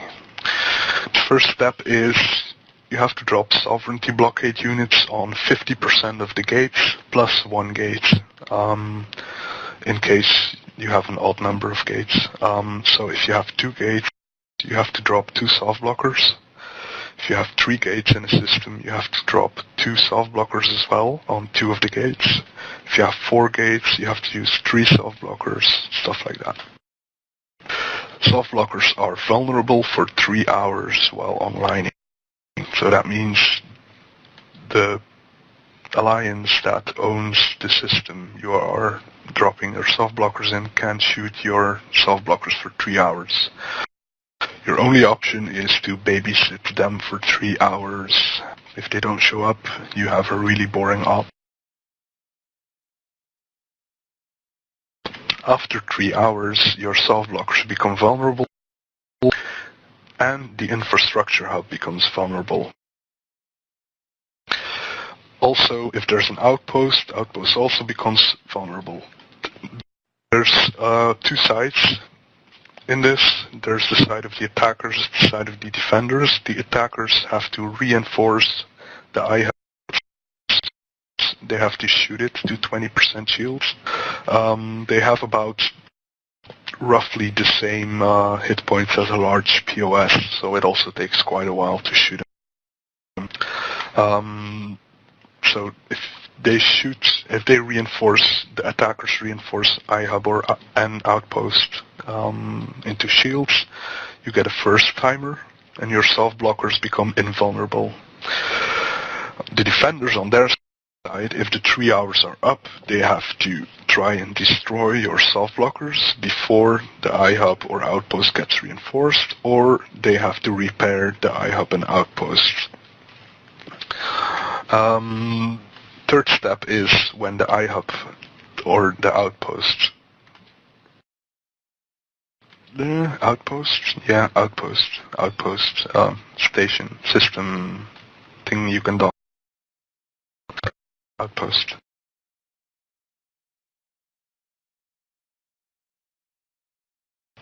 Alright, third step, when an infrastructure hub or outpost exits reinforced shield mode, so that's exiting reinforce of the first timer, your soft blockers become vulnerable again, the iHub becomes vulnerable again, and the outpost becomes vulnerable again.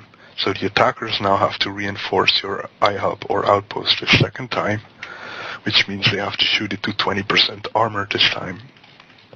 After that, soft blockers become invulnerable again. The defenders on their side have to again destroy the soft blockers or try and repair the iHub outpost back to full shields. The fourth step is when your infrastructure hub or your outpost exits reinforced armor mode, so that's the second timer. And soft blockers vulnerable, iHub vulnerable, outpost vulnerable. The attackers, again, have to, this time, instead of putting it into another reinforce cycle, have to destroy the iHub now, so they get a kill mail, and shoot the armor to 0 structure. Once you shoot an outpost with 0 structure, the last person that shot it, his corp will be the new owner of the station, and the hull and the armor and the shields will be back up to 100%. Next step is online the territorial claim units. Let me check. I think it's 7 hours onlining. So it should.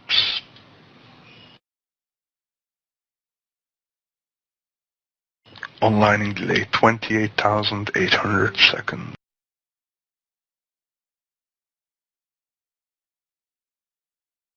Yeah, it's 8 hours. Sorry. Yeah. So it takes 8 hours. After that, the system is yours. You have sovereignty. You own the outpost.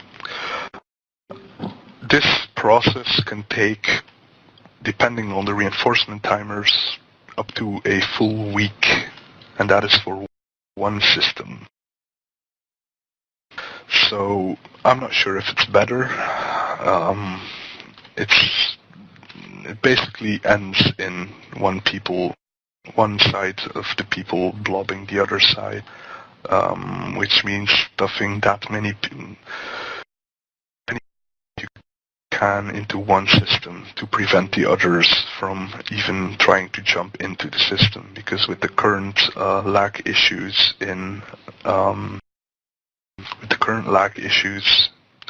EVE, you can't really fight with more than 400 people in local, unless it's reinforced. If it's reinforced, you can cram up to maybe 700 before it becomes impossible to fight. So, yeah, the only thing we can do right now is hope that the lag gets fixed. Try and help out with the lag tests on Singularity server. And that's pretty much all we can do. Alright, I know that was quite a lot to chew up. Anyone has any questions about sovereignty? Whatever. To anchor a TCU, to claim SOV, you need to be in an alliance. Yeah, that's right. That's correct. You need to be in an alliance.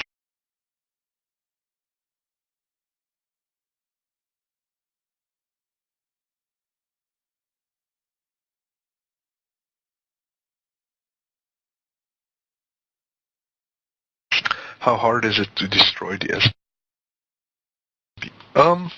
Kind of depends on your fleet size.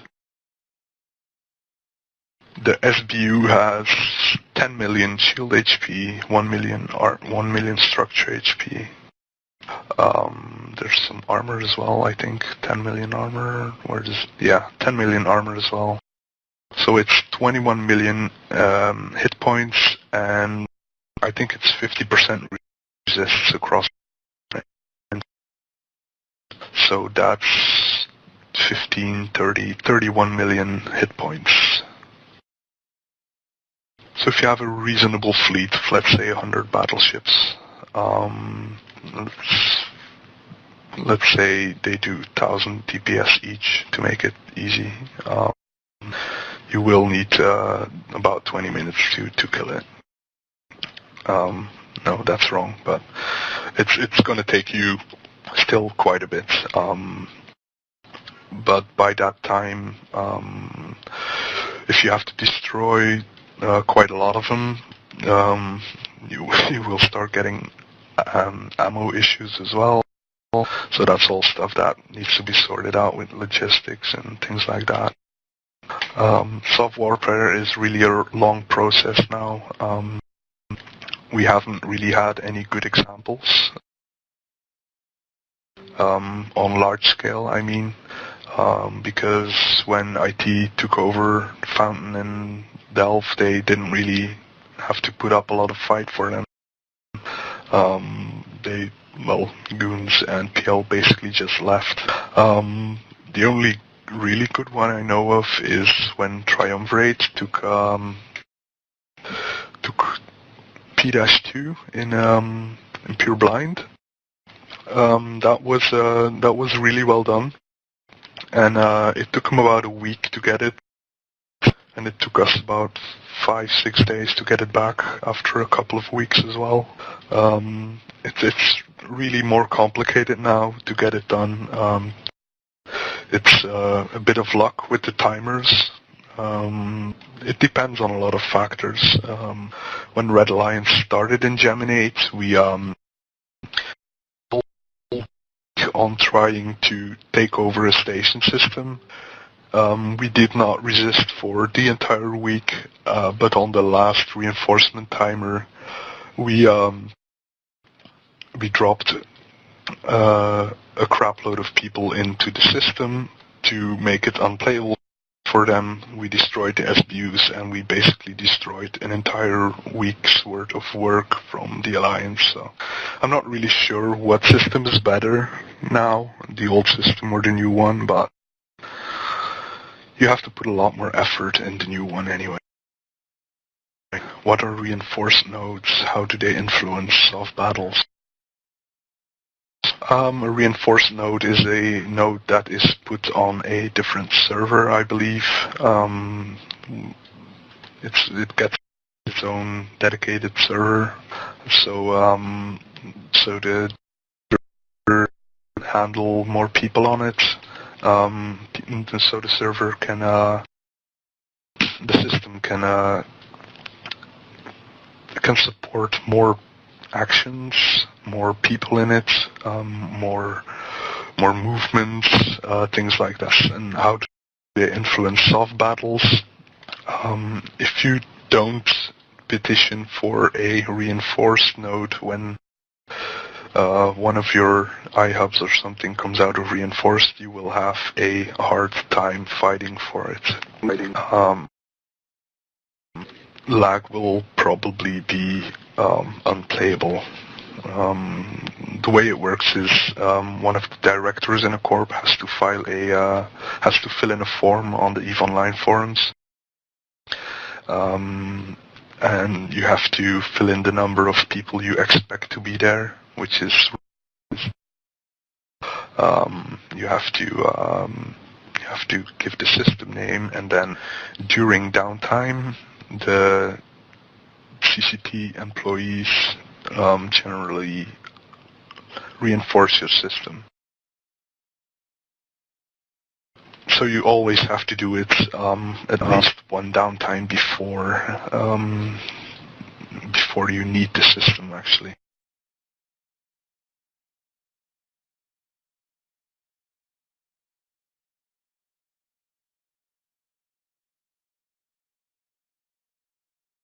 Yep, 1 second. And I'm starting on my last section of my class here.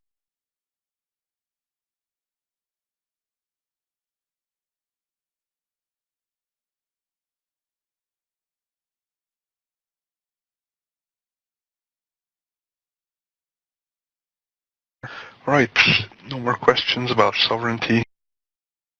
So if you're first in the system, that almost guarantees solve. Not really. If you're, kind of depends on how many people you bring. If you bring, let's say, 1,000 people, then yes, your enemy will not be able to load system if they jump in. The advantage of the current soft system is that if you are unable to get into a system one day, you can still try to get in system earlier the next day, because it's not really, I think Alliance will be in that system 24 hours a day for 7 days straight, so you need to find a gap to get in system, get system control, stuff like that.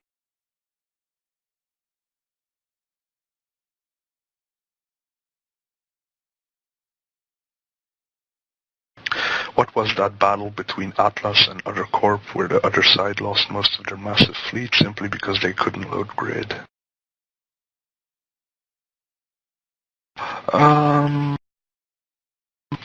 That was in Geminate, when they were attacking Wildly Inappropriate. I believe Atlas had 500 people in system. They were sitting on a gate, and the defending force jumped in, 400 people, and 400 people, well, 350 of those. So it's pretty much a turkey shoot, and if something decloaks, you kill it, and they don't shoot back. Doesn't that give a tactical advantage to alliances prime hours or just after downtime? No. Because doesn't mean because your alliance prime hours are after downtime that the reinforcement timers will be set for after downtime. It generally means that, let's say a Russian alliance, which has their prime time after downtime, if they camp a system from, let's say, 1300 East time to 1900 East time, in which they can pull a lot of members, their members will start logging off after 1900 hours. So if the reinforcement timer is set Euro prime time, which is, let's say, around 2100, they will have problems keeping the numbers up to keep the system locked down. So defenders will generally set their reinforcement timers for their prime time, of course.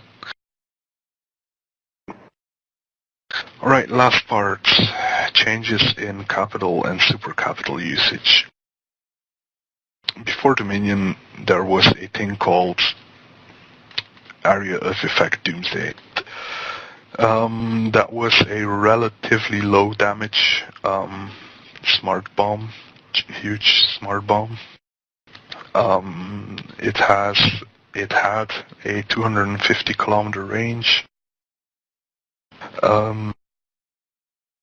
So anything within 250 would get insta-killed except stuff with large tanks like battleships. Even well-tanked battle cruisers would be able to survive Doomsday. The usage, capital ships, I'm talking carriers and dreadnoughts. Capital ships are very often used to reinforce posses or defend them. Just because Doomsdays could not easily kill a capital ship.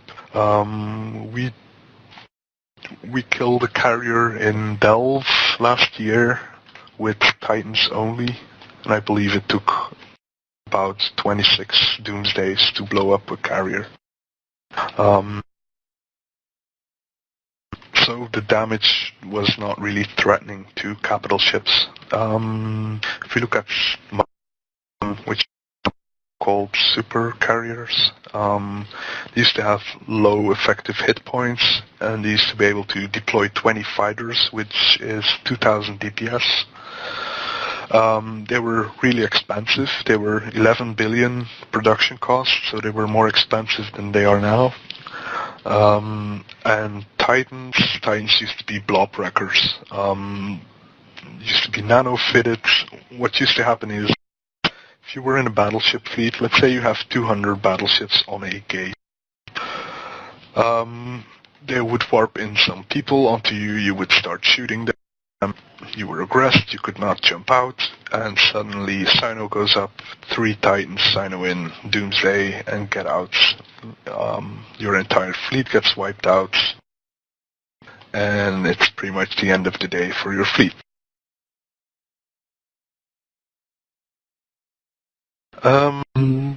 So that was before Dominion. Now, since Dominion, a couple of things has changed. Instead of an area of effect weapon, the Doomsday is now a focused weapon with a lot more damage. You have 3 million damage per Doomsday. Well, that's with Doomsday level 5. So it is impossible to tank. Well, it's not impossible, but it's for subcapitals, so battleships and below, it is impossible to tank for doomsdays now. So you can put a massive tank on your battleship or your command ship, you will still get insta-popped by Titan Doomsday. Carriers and dreadnoughts are the same, but you can tank them for one specific Doomsday type. But yourself, it's pretty much impossible to know what type of Titan will get dropped on you. So in general, carriers and dreadnoughts will die to Doomsdays instantly as well. Titans and motherships have gotten a huge effective hit point boost. Motherships also got fighter bombers, which pushes them up to about 20,000 DPS, I believe, with level 5s. Fighter bombers are pretty much drones that launch torpedoes. They're like drones with 2 pilots in them that launch torpedoes, and they do a shitload of damage to larger ships. For example, a mothership can chew up a carrier in about 2 seconds. So that's quite impressive. So it's obvious that motherships have become a lot more popular. Titans are now pretty much the putting your wet finger on a piece of paper and saying, yeah, I'm choosing you to die. They are mainly used for hot dropping single capitals now. Well, pretty much you go roaming with your main character. You try to find someone ratting or something in his carrier. You open a Sino, you jump in your Titan, Doomsday the carrier, and you warp your Titan out. Super carrier against carrier, how long? Yeah, about 25 to 30 seconds. Very, very fast.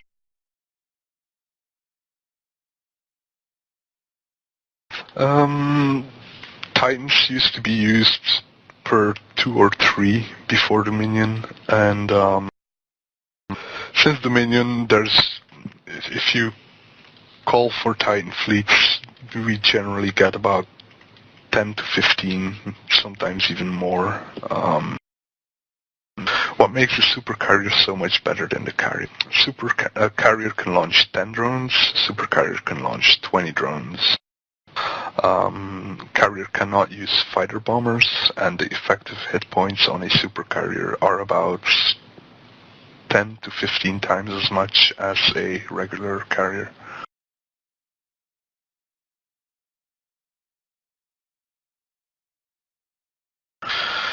Comment on fighter bombers getting mass bombed, smart bombed. Fighter bombers have quite a bit of hit points, so during cap fights there rarely are stealth bomber runs because of the simple fact that you mostly hot drop on at 0 range, point blank range. If you start using stealth bombers, you will blow up your own alliance bombers and whatnot as well. So that's generally a bad idea. Smart bombs, yeah, but like I said, fighter bombers have quite nice effective hit points. Smart bombs are generally not really a threat to fighter bombers.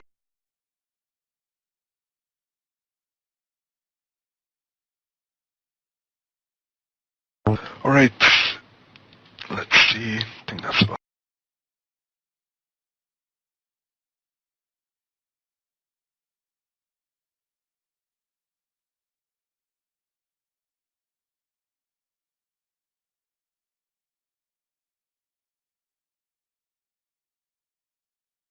Oh, second one didn't link well.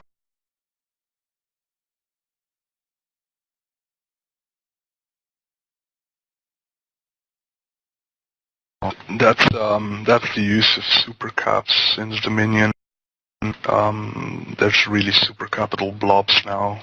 If we make supercap fleets, we get about 10, 15, 20 Titans maybe, and about the same number in super carriers. So they have become a lot more popular, and people use them a lot more.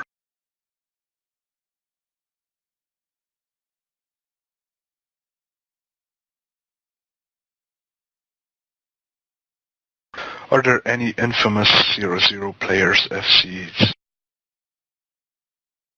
Aren't there only like 46 Titans in the game? Oh no, there's a lot more Titans in game than that.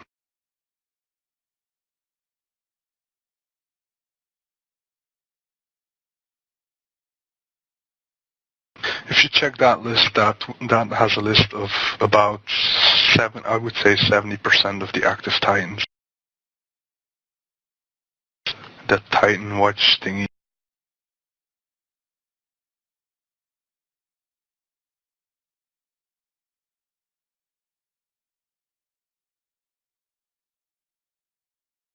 I think some alliance 40 on their own, or getting close to anyway.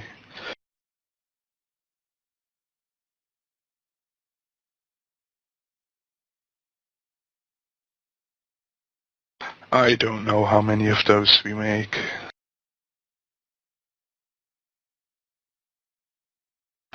Yeah, famous active pilots F season 00. Yeah, there's quite a lot. There's Molly for IT Alliance. There's pretty much all the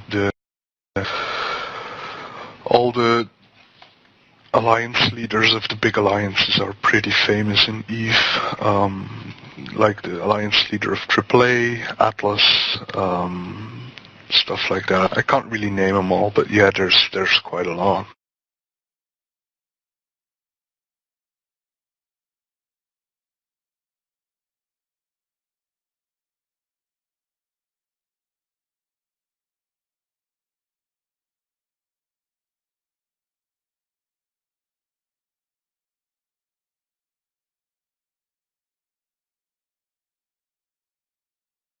Alright, if there's no other questions, I think that's the end of my class. It took a bit longer than I expected, actually 10 minutes, so not that bad.